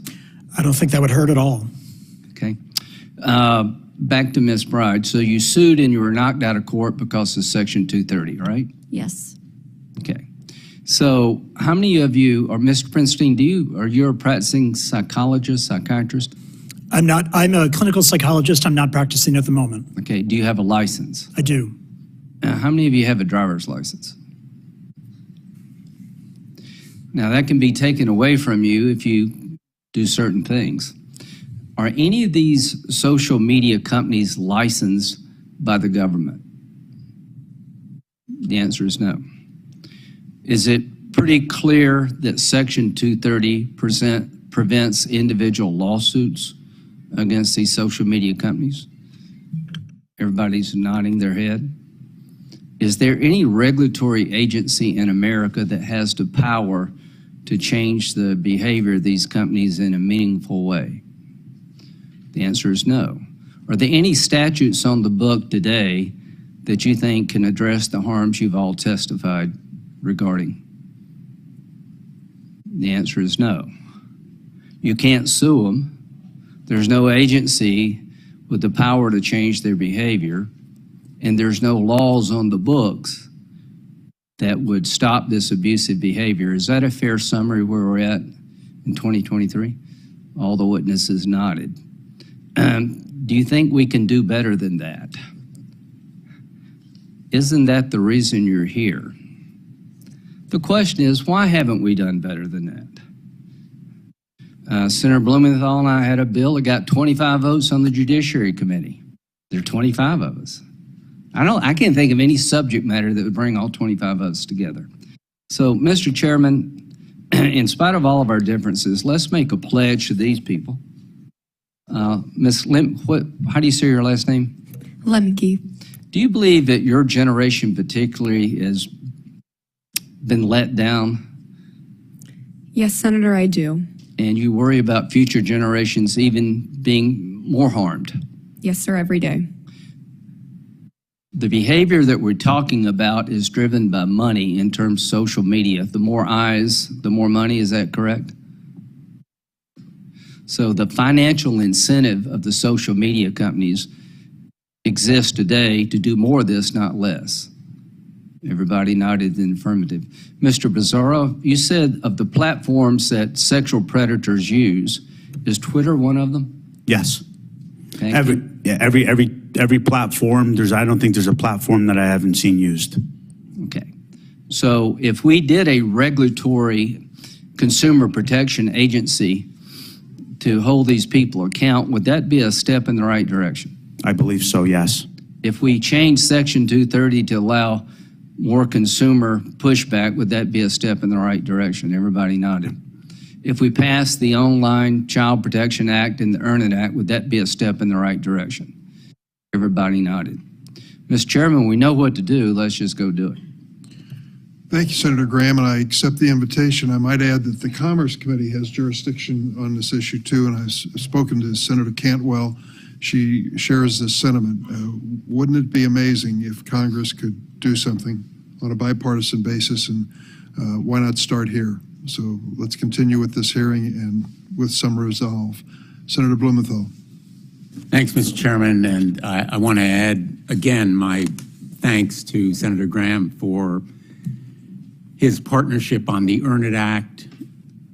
We've worked together on this measure that recognizes the excessive breadth of Section 230. And the idea of the Earn It Act is very simple, that if any company wants to have any defense or immunity against legal action, it has to earn it. It has to earn it. That's why we named it the Earn It Act. And it is a beginning. It's a step, not a stride, but it will mark major progress if we are able to pass this measure. And I am grateful to the chairman for his support, Senator Grassley for his. I'm going to embarrass myself a little bit. I began working on this problem when big tech was little tech. And NCMEC was so importantly helpful in this effort, and it has continued. So I want to thank NCMEC for your continued support and work in this area, and to Emma Lemke, log off is exactly what we need. And I'm going to go a little bit outside my lane here and suggest that we have you and a number of your supporters and members back here.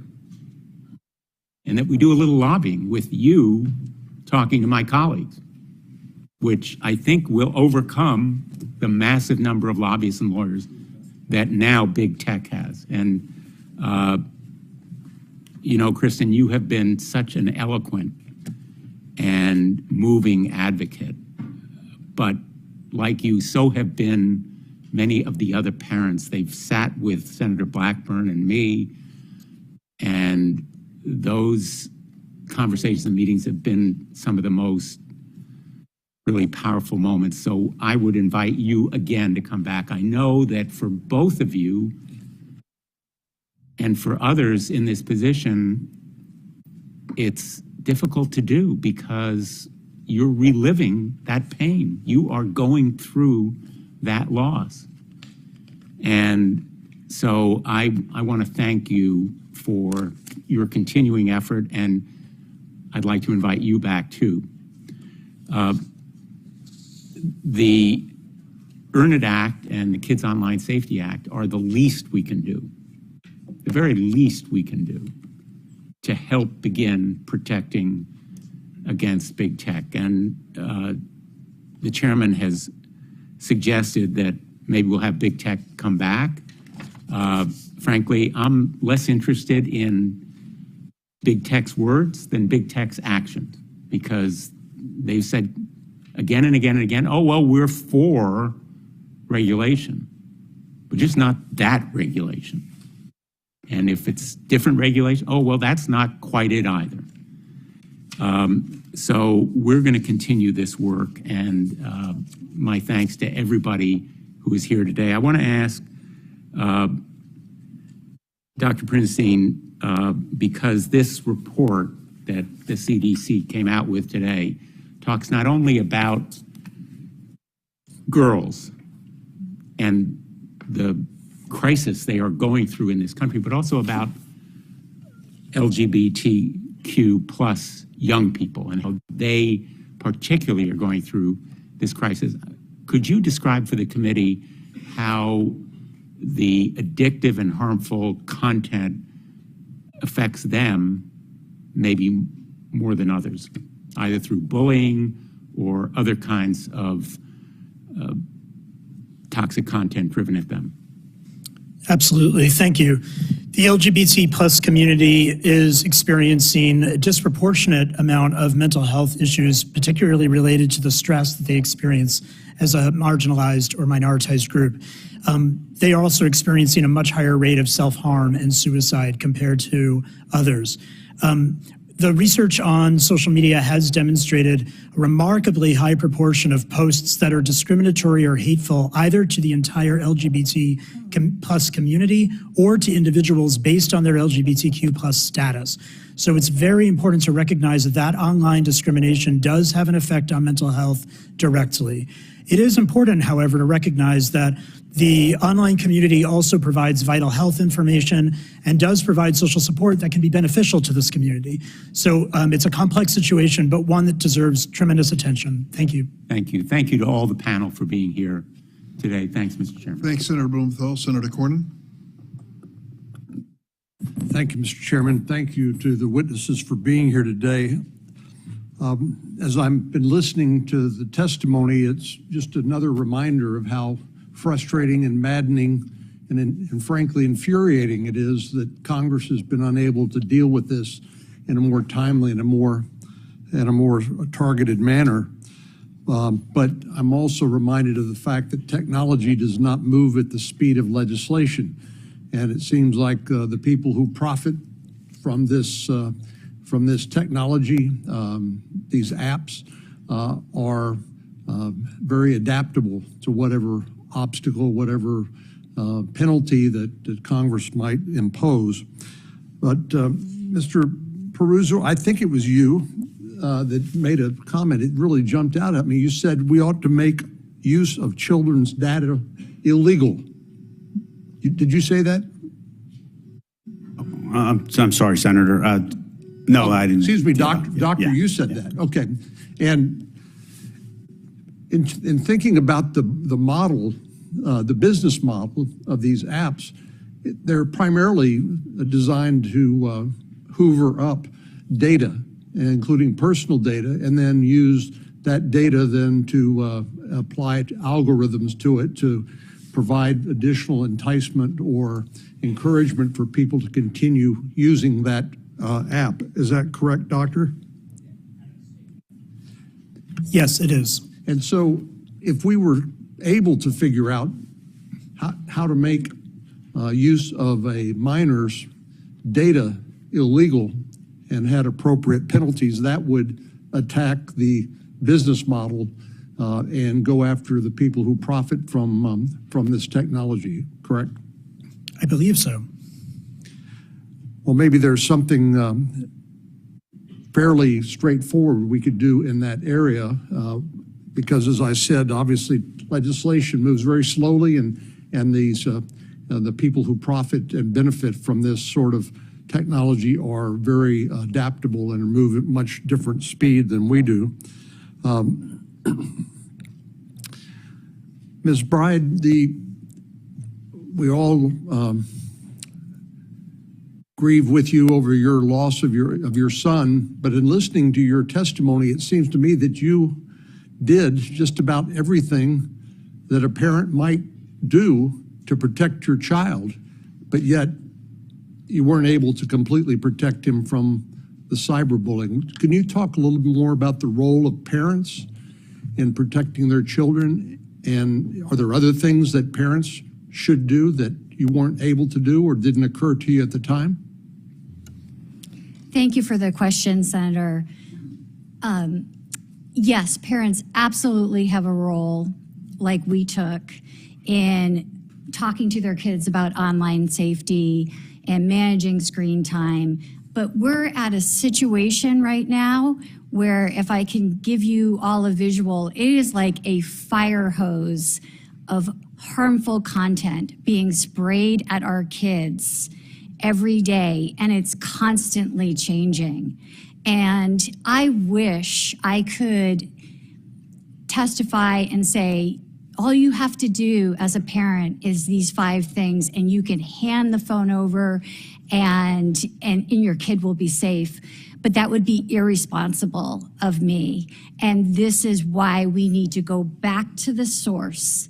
The source of the harm is the social media companies and their dangerous and addictive products that are designed to keep our kids online as much as possible. And in the example of anonymous apps, what better way to keep kids online but let them in a public forum say whatever they want to each other without their names attached. Yeah. Dr. Prinstein, you make the point about needing more investment in mental health studies and resources. You're probably aware of this, but I'll just remind you and remind all of us that in the Bipartisan Safer Communities Act that Congress passed last summer, we made the single largest investment in community-based mental health care in American history, together with additional resources for schools. In that context, it was in the wake of the shooting at Uvalde and the obvious failure of the mental health safety net such as it exists to deal with young men, in this case, who fit a dangerous profile of self-harm or harm to others. But could you speak briefly to the workforce challenges? If we make these huge investments in mental health care, we need people to be able to provide that care, trained professionals and other associated professionals. And where are we today in terms of providing that sort of a trained workforce to deal with the need? Thank you so much for the investments that you all have made so far. Unfortunately, it's just a start. The federal government currently funds the training of physicians at a number 750 times more than the amount that's invested in mental health professionals. The CDC report that you just saw and a number of senators have discussed is likely a direct product of that disparity. It's critical that we are funding psychologists and other mental health providers with the same commitment and at the same level that we do our physician workforce and think about physical health. Also, thank you for noting the importance of the slowness by which our progress is in the social media area as compared to the rapid way in which social media changes. This is also why a commitment to social media, research on the effects of social media on mental health is so urgent now, because for us to do a study to learn how social media will affect kids over many years, it will take many years to do that study. So we must start immediately investing much more in that research. Thank you. Thanks, Senator Cornyn. I'd also like to recognize the presence of former House Democratic leader Dick Gephardt and former Lieutenant Governor Healy of Massachusetts for being here today and their work on the Bipartisan Council for Responsible Social Media. Thank you for joining us. Senator Whitehouse. Thank you. And let me double down on that welcome to Maura Healy for her work as Attorney General, because my questions are going to be about the legal situation here. Ms. Bride, you mentioned in your testimony that your class action lawsuit was thrown out in large part because of Section 230 immunity. Is that correct? Yes, that is correct. So we're having kind of a bipartisan moment here today with the Blumenthal-Blackman legislation, with the Durbin-Graham hearing. And I would be prepared to make a bet that if we took a vote on a plain Section 230 repeal, it would clear this committee with virtually every vote. The problem where we bogged down is that we want 230 plus. We want to repeal 230 and then have X, Y, Z. And we don't agree on what the X, Y, Z are. I would encourage each of you, if you wish, to take a moment when the hearing is over and write down what you would like to see with respect to Section 230. If this is not your area, fine, don't bother. Would you be happy with a flat Section 230 repeal? Would you like to see Section 230 repealed with 1, 2, or 3 other things added? What would your recommendations be as we look at this? It strikes me that when you repeal Section 230, you revert to a body of law that has stood the test of hundreds of years of experience, hundreds and thousands of trials in courtrooms around the country. And we know pretty well how to deal with it. And we've also had the experience of honest courtrooms being very important when powerful forces full of lies need to be brought to heel. And nobody knows better than Dick Blumenthal the tragedy of the families of Sandy Hook and the lies that were told about what took place that day. And it took an honest courtroom to hold the prime liar in all of that accountable.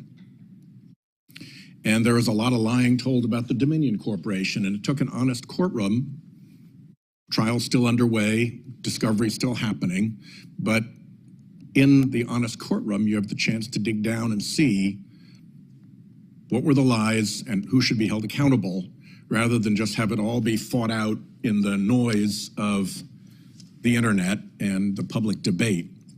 So to me, it seems like an enormous amount of progress would be made if we would repeal Section 230. And your thoughts on that from each of you would be very compelling. If there's something somebody would like to say right now, I've got 2 minutes left and you're welcome to jump in.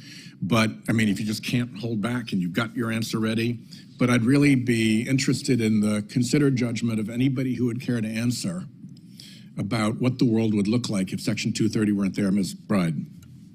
Thank you, Senator.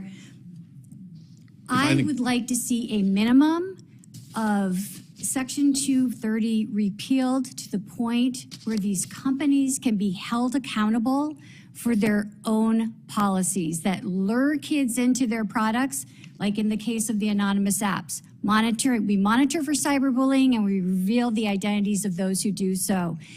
If you have that policy as a company, you need to be able to follow it, like every other industry in America. Thank you.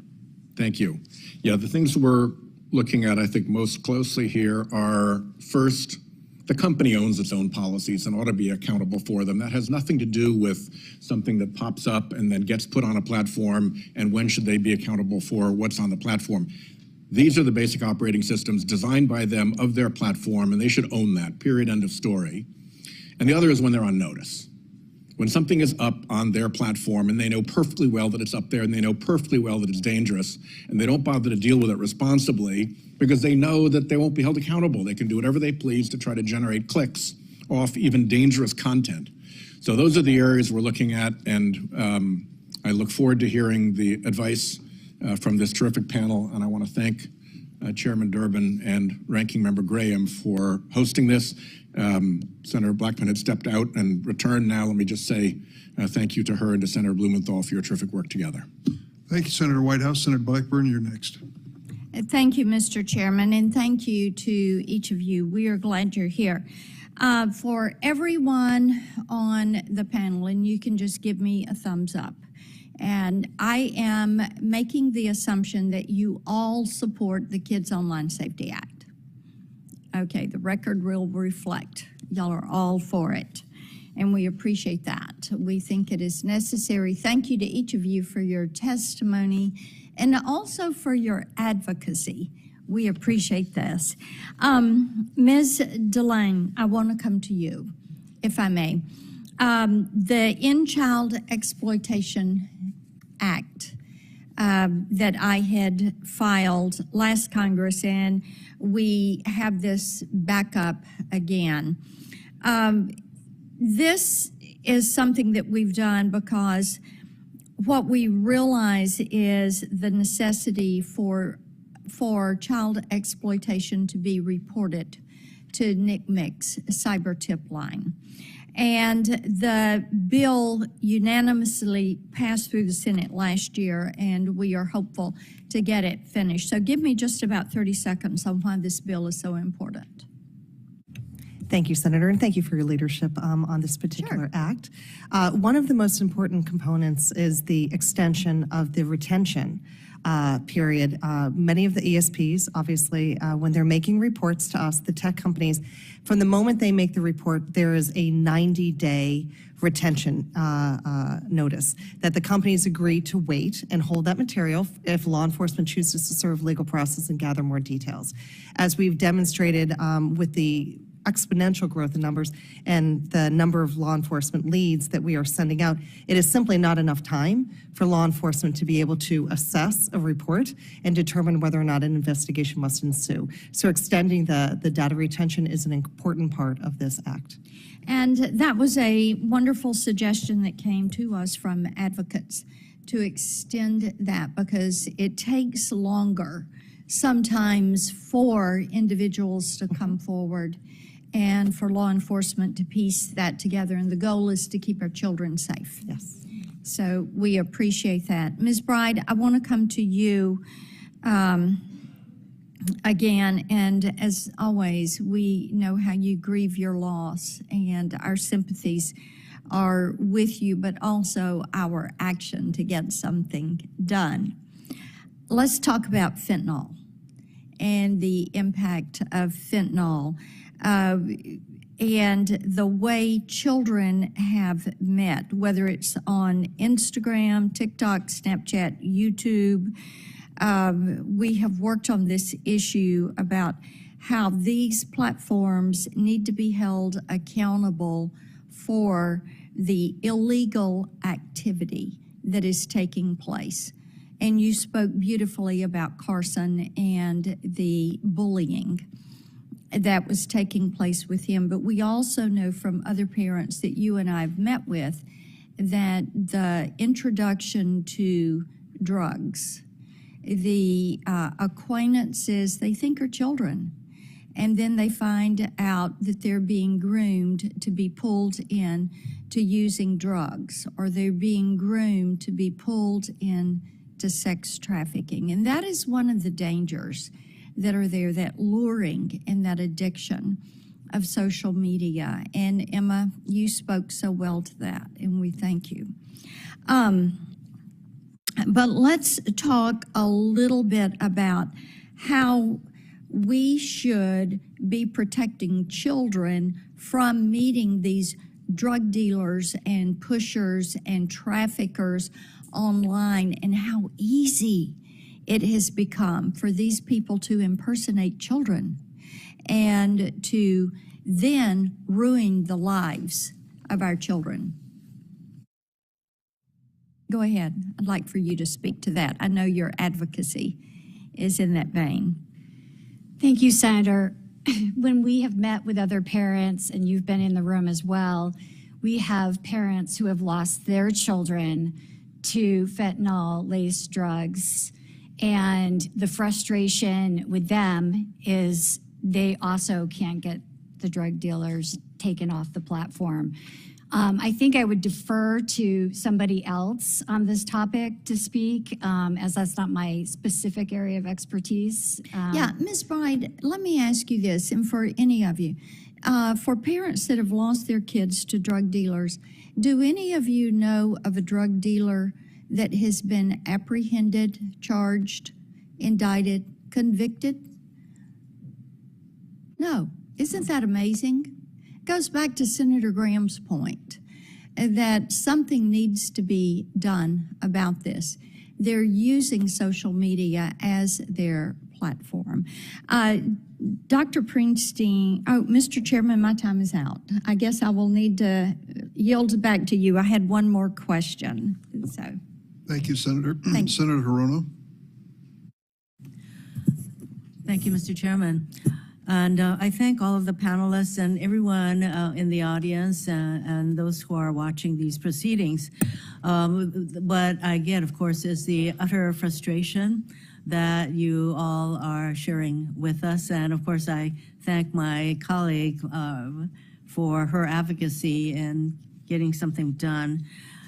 I am, Dr. Pristine, there is a definition for addiction, and would you say that the millions of young people who are on social media, that they are exhibiting what amounts to an addiction to these platforms?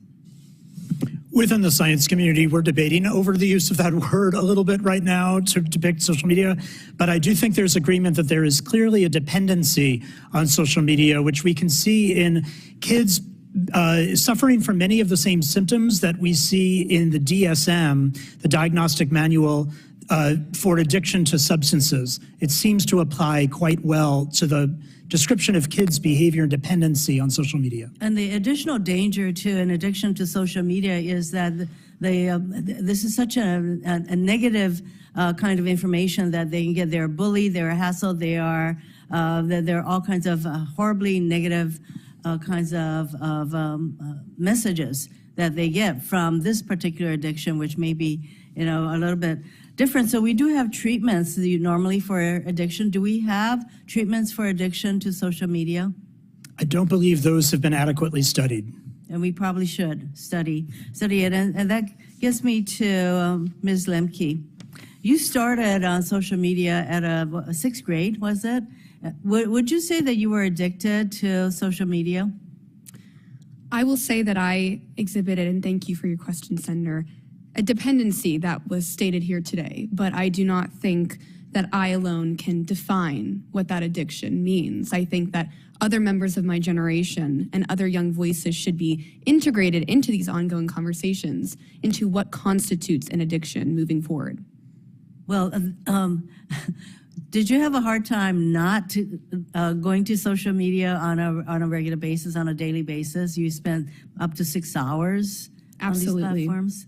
So regardless of what the medical definition might be, that when you're spending 6 hours on a platform that didn't make you feel terribly good about yourself, so how was it that you finally broke yourself of this dependency?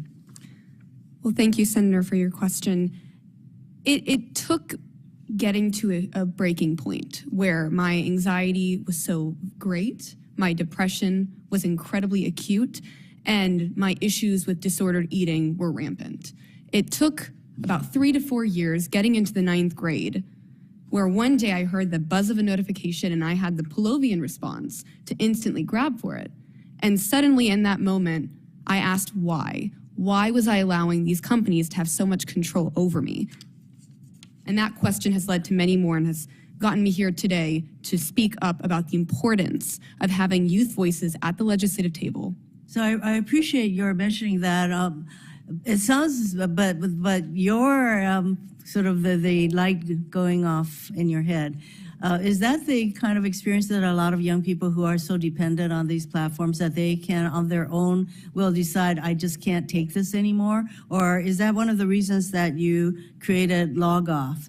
Can you tell us a little bit more about what your program or the movement does to help young people? Yes, Senator, thank you. I think each young person who struggles with this issue comes at it from a very different angle. For me, it took reaching that breaking point. For others, they continue to be harmed. And that was the reason I created Log Off. It was to seek out other young people who were frustrated, who were struggling, who were angry, and wanted to talk to each other across our generation, members who understand the experience better than any other group of people across this world. So I created that body in order to have those conversations and to work collectively to move forward in building effective solutions and in discussing those complexities and in the online world and living through a digital childhood. Thank you very much for your stepping up. I only have a little bit of time. I want to get to Ms. Bride. There's been a lot of discussion about Section 230. A number of us have bills to reform Section 230, as do I. I think one of the concerns, though, is that the wholesale elimination of Section 230, which I do support, holding these platforms responsible for the kind of hugely harmful content, but it does get into First Amendment freedom of speech issues. So we need to be very aware that as we reform Section 230 to enable, I would say, lawsuits like yours to proceed, that we do it in a careful way to avoid unintended consequences. But I want to share with you our deepest sympathies for what you continue to endure and the rest of you. Thank you very much for your testimony. Thank you, Mr. Chairman. Thank you, Senator. Senator Lee. Thank you, Mr. Chairman. Ms. DeLon, I'd like to start with you, if that's all right. NCMEC does a great job of highlighting a lot of these problems and the pervasiveness of CSAM through the cyber tip line. It's my understanding that about 32 million reports of CSAM were reported to the cyber tip line last year. And I believe you said in your testimony that of those 32 million reports, only about 6% can be referred to U.S. federal or U.S. local law enforcement here in our country. Is that right? That is correct, Senator. So of the 32 million reports that we start with, we're already down to about 3.2 million that can be actionable here, that can be reported to law enforcement here. Would you be comfortable estimating about how many of those 32 million images of CSAM end up being removed from the internet? I think you said in your testimony somewhere that it was maybe 55% of those, so I'm guessing 1.7 million. We have a lot of numbers. So for 32 million reports that are coming in the door, the reports are coming in from the tech industry mostly, and in addition to public reports. They are reporting users who are using U.S. platforms to transmit child sexual abuse material. Clearly, we have global companies here in the United States. So approximately 90% of the leads that are coming in are going back to other countries where offenders are uploading child sexual abuse material. Gotcha. So we're down to a smaller amount of about 3.6 million reports here in the United States that we are able to refer to law enforcement. It goes to the point of there is a lot of disparity and a long line of issues that will impact actionability of a cyber tip line report. There are some basic key things that are necessary and are currently voluntary for tech companies to provide. That would be the images or videos or the content that meets the standard of parent-child pornography. It would be baseline information regarding the geographic location of where law enforcement should be reviewing this lead to determine if an investigation should ensue. basic information on a user who uploaded the child sexual abuse imagery, and if a victim existed, if they have any information. That's the baseline information that law enforcement needs. We estimate of the reports that we were able to provide to law enforcement last year, 55% of them may have been actionable, meaning they meet all of those criteria, which tells us there's a lot of improvement that can happen at the beginning of the pipeline, that quality information coming in so law enforcement can make proper assessments. That makes a lot of sense. Now, Mr. Pizzurro, you've done some fantastic work helping kids who are in actual or imminent danger. I know that rescuing kids who are in distress should be a priority. I'm guessing that the removal of the CSAM images from the internet can't take quite as high of a priority as rescuing the kids from imminent danger. Is that the case? That's true, and one of the things is, from the investigative standpoint, is those proactive cases where we're really targeting those egregious offenders. Gotcha. That makes sense. Look, bottom line, pornography is very bad. It's especially bad for young people. I think it's bad for everyone, but it subjects young people to significant and somewhat unique harms. It's bad enough that children were abused to make these images in the first place.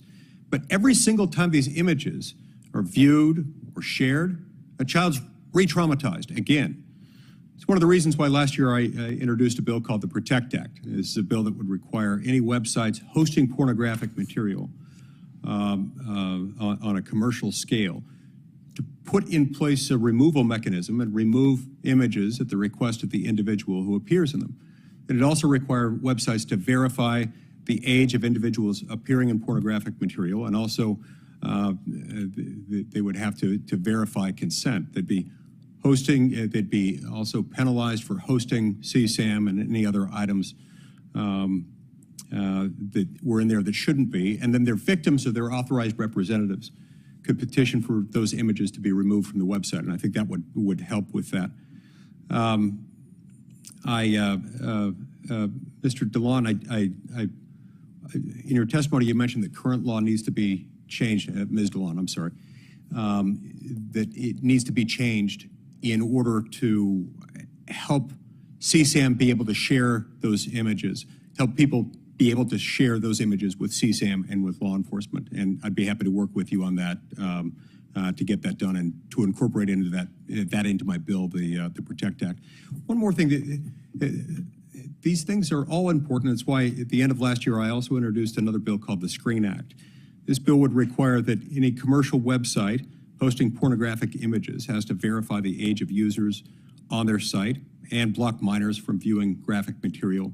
I look forward to working with my colleagues and the witnesses before us today and the organizations they represent to get those bills across the finish line. Finally, I just want to thank you, Ms. Bride, and you, Ms. Lemke, for sharing your stories on difficult, heart-wrenching circumstances. Thank you. Thank you, Senator Lee. I'll be managing time for a moment while Chair Durbin votes, and I'm up next, followed by Senator Kennedy.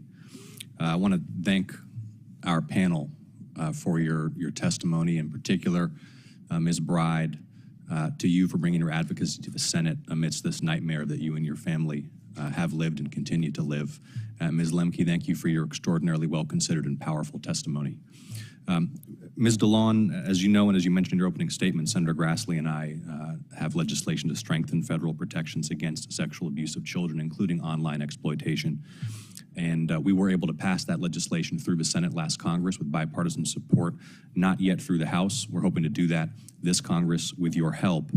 And a key aspect of this bill is to ensure that the law is keeping up with technology. And to ensure that when abusers use webcams or online messaging platforms to target children, that the full strength of federal law can be brought to bear to prosecute them and to protect children from other crimes. Can you describe briefly, please, Ms. DeLon, the necessity of ensuring that relevant federal statutes keep up with technology and how these threats evolve? Thank you, Senator. Thank you for your leadership on that with Senator Grassley.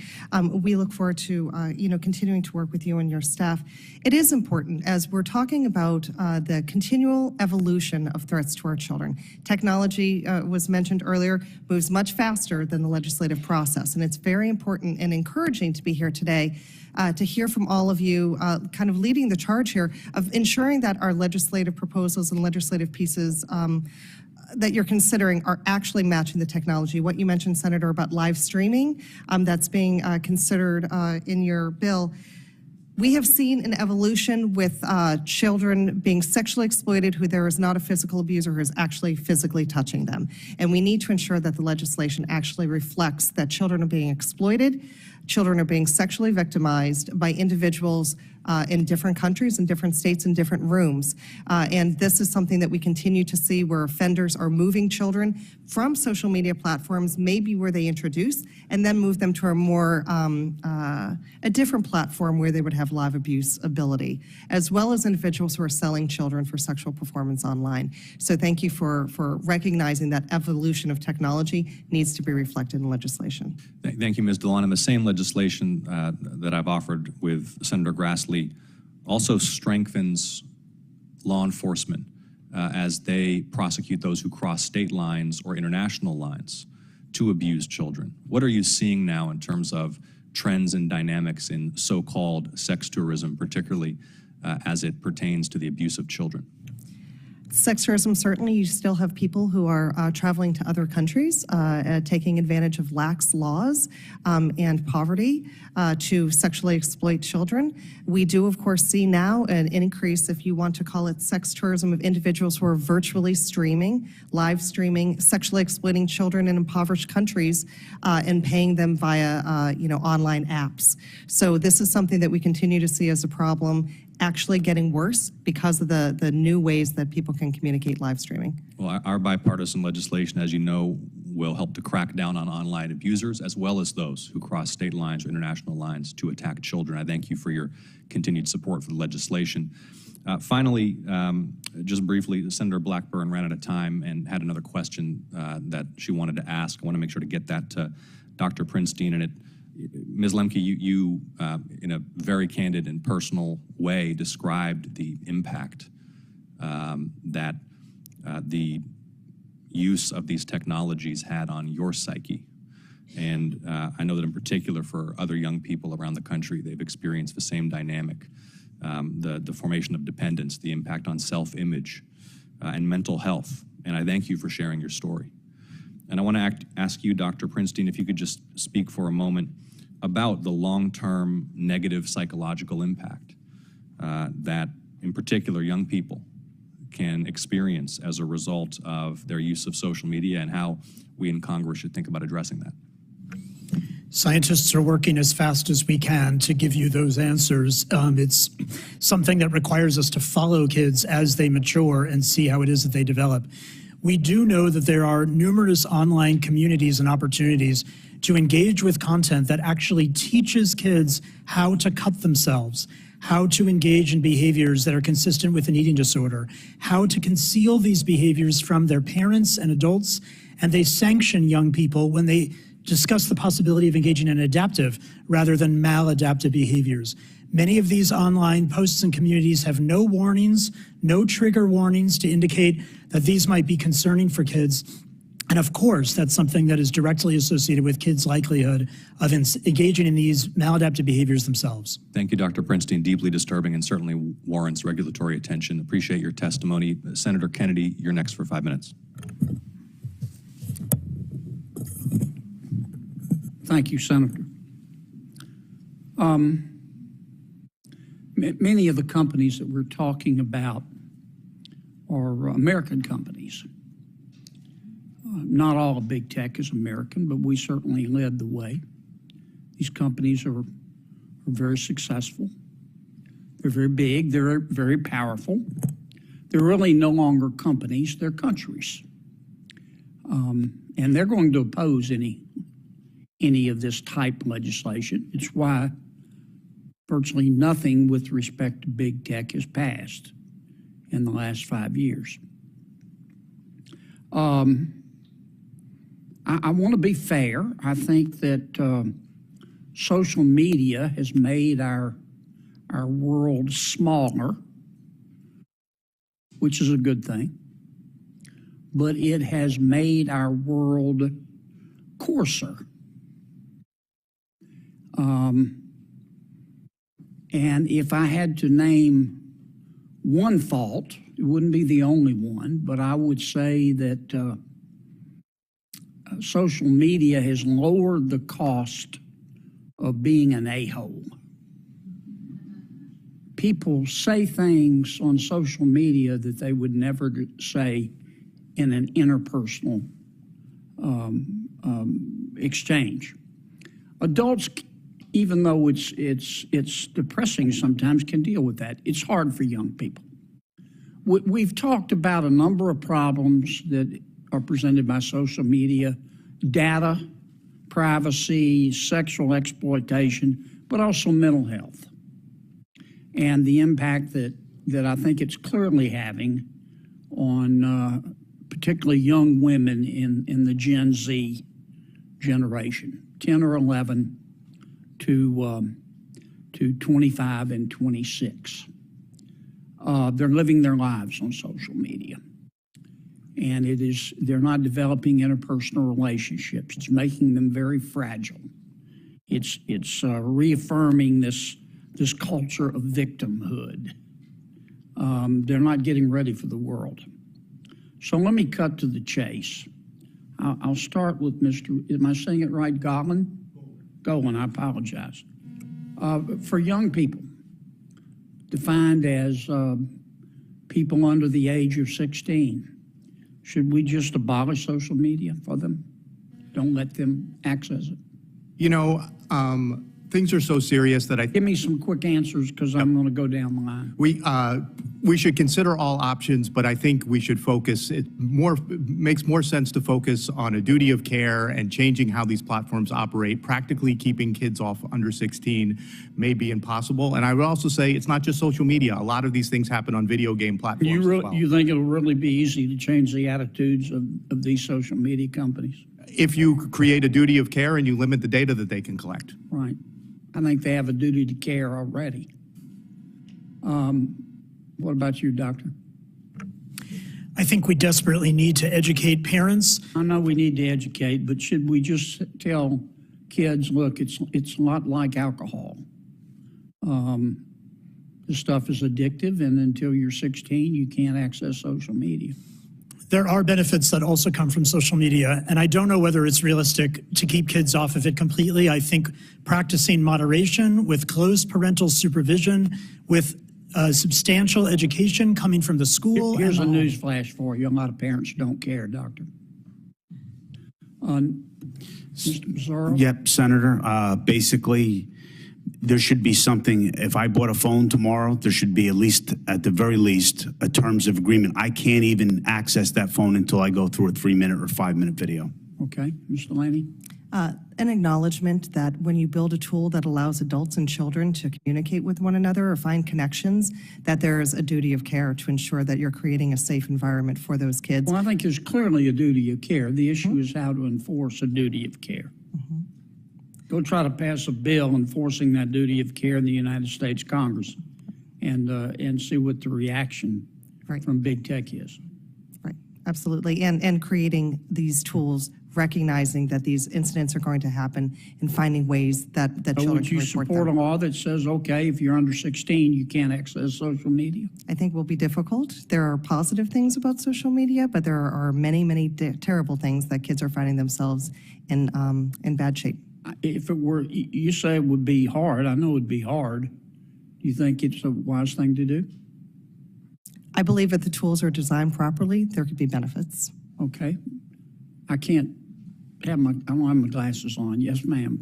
Your answer, please. Yes, Senator.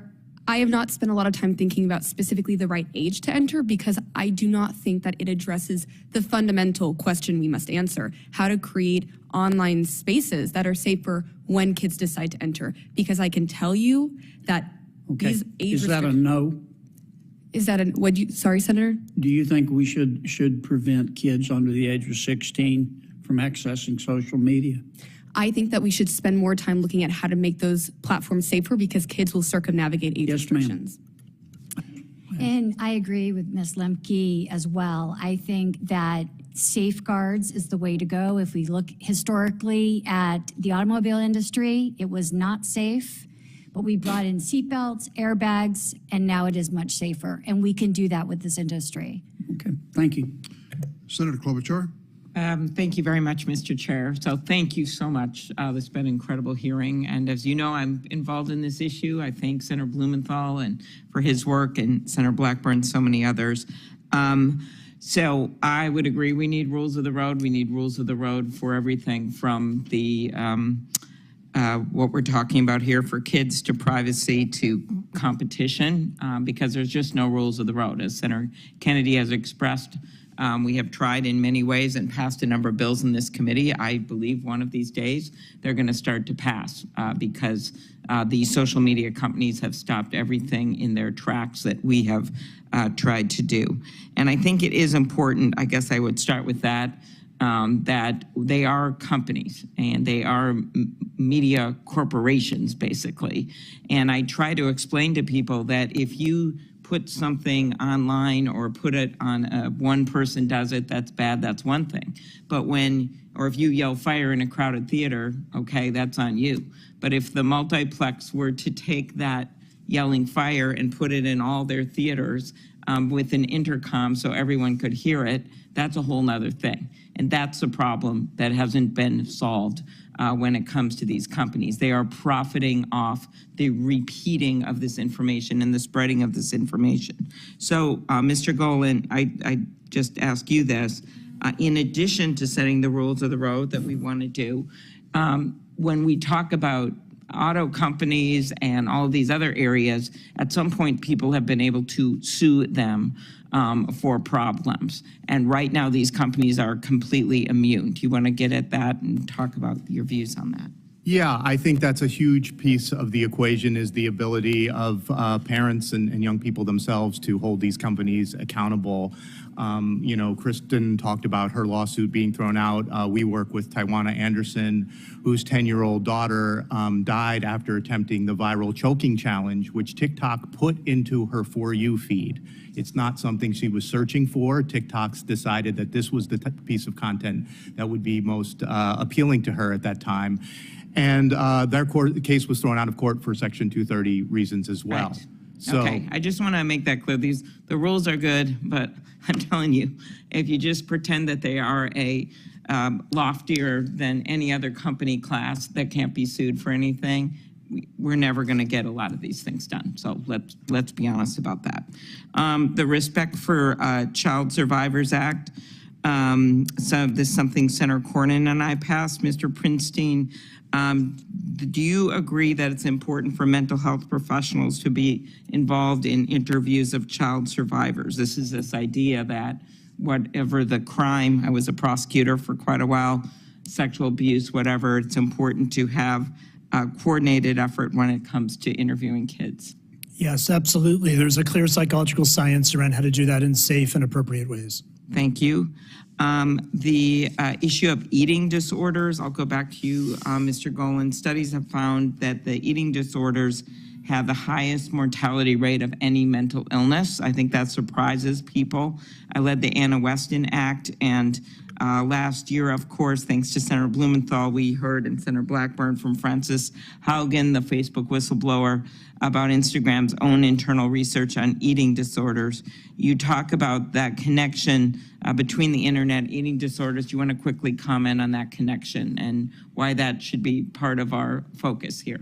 yeah, so what happens is when girls or anyone really expresses any interest in dieting or dissatisfaction with their body, they get barraged by content recommendations for pro-eating disorder content. And so, because that's what's going to keep them engaged. So we need to create a duty of care that these platforms have a duty to prevent and mitigate harmful eating disorder content and not push it on kids. I mean, I think that's one of the really important things to distinguish between queries where people might be interested in getting some information versus what is being actually pushed in their feed. And frequently, it is the worst, most harmful content that's being pushed in their feed. Okay.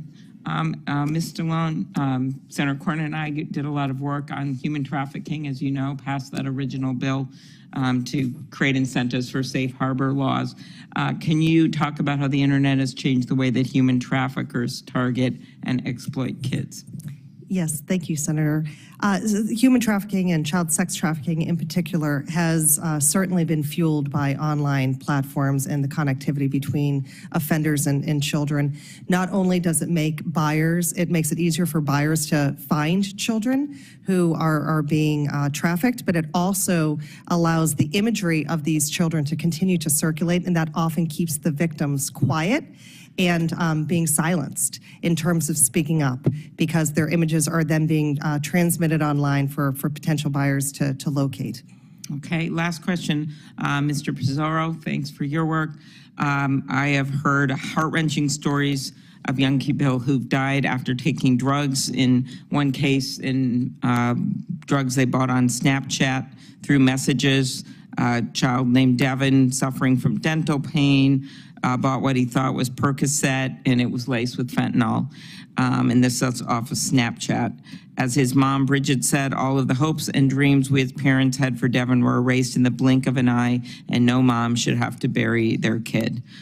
Could you talk about whether or not the social media companies are doing enough to stop the sale of drugs to kids online? The social media companies aren't doing anything, period. I think that's part of the problem, and that comes to drugs as well. There's no moderation. Again, they're not looking at things specifically. They're not looking, again, you can't, from a communication standpoint, but that's what they're promoting, the social media, the interaction of people. So to my opinion, is that we haven't seen anything and we haven't seen any help from them. All right, thank you. Thank you, Senator Klobuchar. Senator Hawley.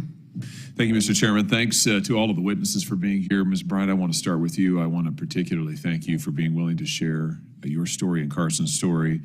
I'm the father of three, two boys, and you've lived every parent's nightmare, but thank you for being willing to try and see some good come of that, and for being so bold in telling your family story. I want to ask you about one thing that I heard you say, and you've also written it in your written testimony about Carson. You said it wasn't until Carson was a freshman in high school, so about 14, I would guess, that we finally allowed him to have social media, because this is what caught my attention. That was how all the students were making new connections.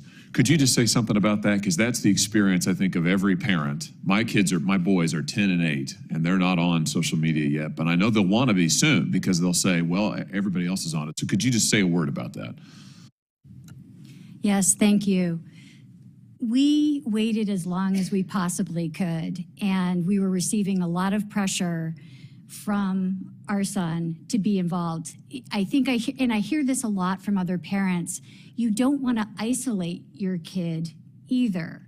And so we felt, by waiting as long as possible, talking about the harms, don't ever send anything that you don't want on a billboard with your name and face next to it, that we were doing all the right things, and that he was old enough. He was by far the last kid in his class to get access to this technology, yet this still happened to us. Yeah, that's just incredible. Well, you were good parents, and you were a good mother, incredibly good mother, clearly. This is why I support and have introduced legislation to set 16 years old as the age threshold for which kids can get on social media, and require the social media companies to verify it. I heard your answers down the panel a second ago to Senator Kennedy. I just have to say this, as a father myself, when you say things like, well, the parents really ought to be educated. Listen, the kid's ability, and I bet you had this experience, Ms. Bright, the kid's ability to figure out how to set what's on this phone. My 10-year-old knows more about this phone than I know about it already.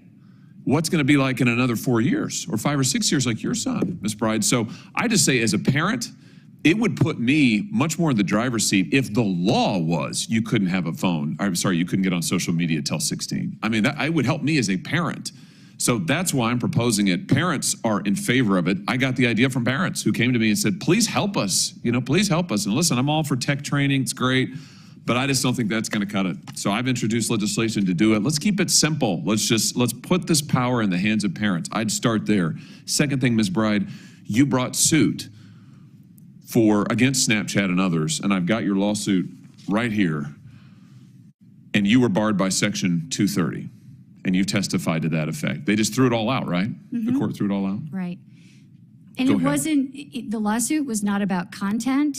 It was about the company's own policies that lured my son in to think that this product, this app was safe, this anonymous app, that they would monitor for cyberbullying and reveal the identities of those who do so. It had nothing to do with content. Yep, and this is why I think it is just absolutely vital that we change the law to allow suits like yours to go forward.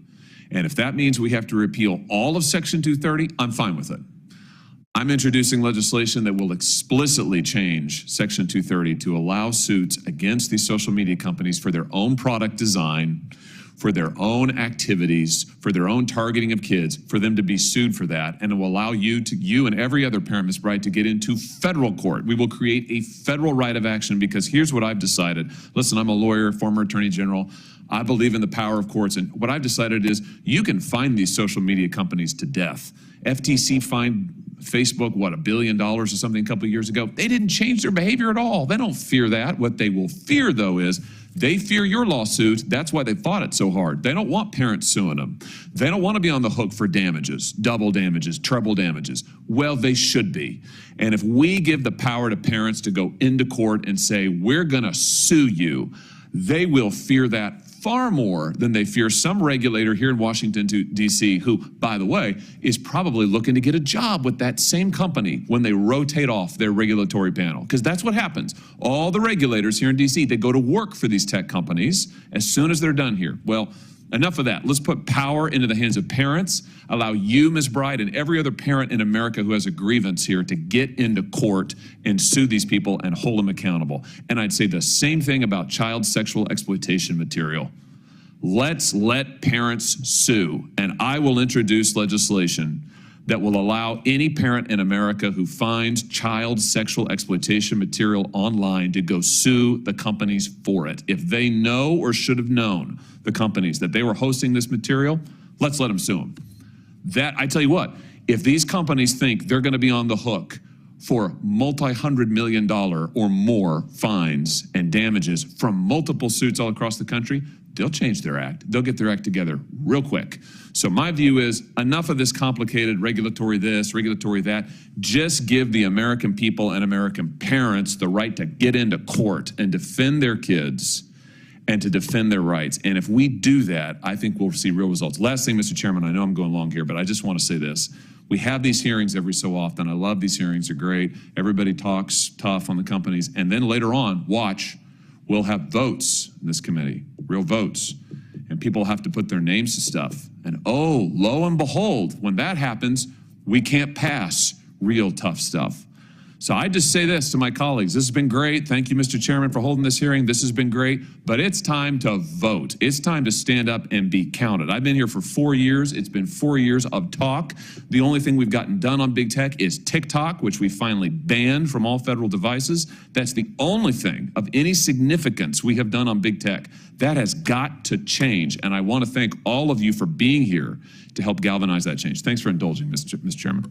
Thank you, Senator Hawley. Senator Welch.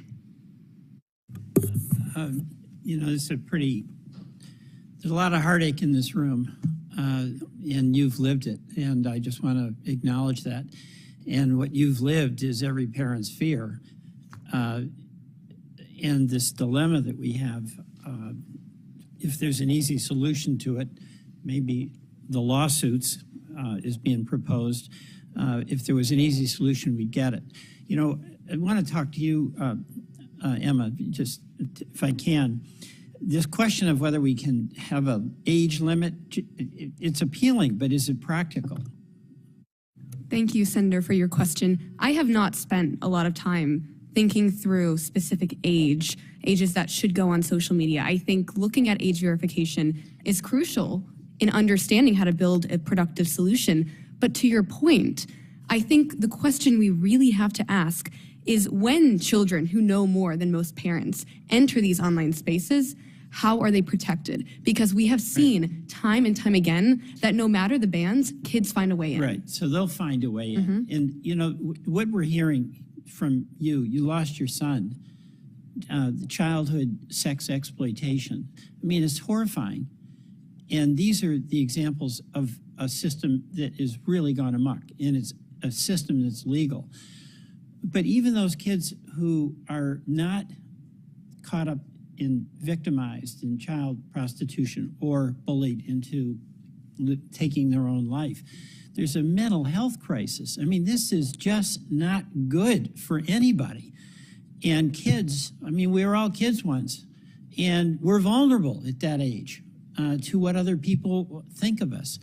So I think there is a question here that is raised by Senator Hawley about how do we have responsibility at the point of entry, and that is the tech companies. And they've got a business model where they don't necessarily publish it, and of course that was Section 230, but they amplify it. As Senator Klobuchar, in her own Klobucharian way, was able to express it. And that's where the business model is sustaining this effort on the part of big tech, because the more clicks they get, the more advertising revenue they get.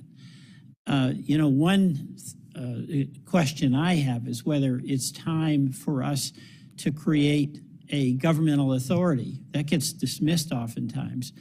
But when we had previous examples like the lack of seatbelts, it was the National Highway Transportation Board that was looking out after the public interest. When we had a lot of securities fraud in the 30s, we had the Securities and Exchange Commission. It's very tough here in Congress to come up with a one-off, especially in tech, because they just keep moving ahead. And whatever we do to try to deal with the behavior of kids, they're kids, and they're going to get on that platform. You want to say something, Doctor? But one of the proposals that Senator Bennett made and I made in the House, have a digital authority that had some authorization from Congress. Its charge was to protect the public interest, to look at the real world about what's happening to real kids and say, hey, you know, this may be legal, but it ain't right, and we've got to do something. Go ahead, Doctor. Thank you. I appreciate your comments. I just wanted to mention an age limit is only going to be useful if there's some way to make sure that kids below that age can't get on. Remember that kids' brains are not fully matured at the age of 16. We cannot say that everything that's happening on social media now would be safe for kids at 16. In fact, please be aware that this is the time when most kids are now starting to get autonomy, driver's licenses, and the things they're seeing online are changing the ways that they're understanding what is risky versus not. Giving kids free rein to that content just before they get in a car and drive far away from their parents might actually be short-sighted. Thank you. Ms. Bride, you want to offer anything after all you've been through? And thank you. I share, I think, the sentiment all of us have. It's so inspiring to see a parent try to turn tragedy into something good in the memory of her son. Thank you. Thank you, Senator. I would like to see a combination of both. I would like to see federal legislation so that these products that we know are dangerous get reviewed before they're released to American children. The example of my son with the anonymous apps we saw in the past, they led to cyberbullying and suicides. Why were two other companies able to put out the same product? And on the other side of it, when things go wrong, yes, I would like to see Section 230 reform so that we can hold them accountable. But it should not take grieving parents filing lawsuits to change what's happening, because it's too late for us. Right. Thank you. Thank you very much. I yield back, Mr. Chairman. Thanks, Senator Welch. Senator Blumenthal has a question. I have, thanks, Mr. Chairman. I'll be very, very brief. And again, my thanks to all the members of the panel and all of the folks who have come to attend. I share Senator Hawley's frustration and impatience, as you may have gathered. And I feel that sense of outrage at congressional inaction. And I know, Ms. Bride, you were part of our effort during the last session, very, very much involved, as were many of the parents who are here today and others who are perhaps watching. And my question to you and perhaps to Emma Lemke is, what did that failure to act mean to you personally? Thank you, Senator. It was extremely disappointing. There was so much momentum. I made trips along with my fellow moms that are in the written testimony today to Washington several times. It is so difficult to tell our stories of the very worst day of our lives over and over and over again, and then not see change. We're done with the hearings. We're done with the stories. We are looking to you all for action, and I am confident that you can all come together and do this for us and for America's children. Thank you. Ms. Lemke, you are part of a generation that has a right to expect more from us. Yes, Senator, you know, I got on Instagram at the age of 12, and I sit in front of you all today as a 20-year-old. About 8 years down the line, I still see and hear of the harms that I experienced 8 years ago. And what I will say to this body is that those harms will only increase from here. The mental health crisis for young people that we are witnessing will only continue to rise. So we cannot wait another year, we cannot wait another month, another week, or another day to begin to protect the next generation from the harms that we have witnessed and heard about today. Thanks, Mr. Chairman. Thank you, Senator Blumenthal, and thanks to the panel. I don't know if any or all of you realize what you witnessed today, but this Judiciary Committee crosses the political spectrum, not just from Democrats to Republicans, but from real progressives to real conservatives. And what you heard was a unanimity of purpose, and that's rare. In fact, it's almost unheard of. And it gives me some hope. Now, we have our own problems that have to do with this institution that I work in terms of when things are appropriate, how to bring them up, and how to deal with the rules of the Senate. Not an easy responsibility, a challenging responsibility. But I think the urgency of this issue is going to help propel us past some of these obstacles. One of them is a jurisdictional issue, which relates to the Senate Commerce Committee, which Senator Blumenthal can tell you has a major piece of the law that we've discussed today. And we, of course, are on the judiciary side, the criminal side of it. We have a piece of it as well. The question is whether there's any way to build them together. I think there is. There's certainly the will from Senator Cantwell, the chairman of the Commerce Committee. I've spoken to her personally. And what I'd like to promise you is this: we're going to have a markup. Now, that doesn't sound like much, but it is a big promise. It means that we are going to come together as a Judiciary Committee and put on the table the major pieces of legislation and try to decide as a committee if we can agree on common goals and common efforts to reach those goals. I think we can do this, just sensing what I heard today. And I think as a father and grandfather that we must do it. We must do it. Ms. Bronstein, Ms. Bride, and others who have come here because of their passion for their children that they've lost, it makes a difference. As painful as it is, it makes a difference. And Ms. Lemke, good luck at the Hilltop with Washington U, but you've done a great service to our country by coming here today. And for the others, thank you for sharing this information. Now it's our turn. We've got to get down to work and roll up our sleeves. It won't be the bill I want to write. It won't be the bill you want to write. But if it is a step forward to protect children, we're going to do it. We have to do it. We have no choice. The hearing record is going to remain open for a week for statements to be submitted, and you may receive some questions, which I ask you to respond to promptly. I thank you all for coming today and your patience and determination to do well by our children. I thank the witnesses, and the hearing stands adjourned.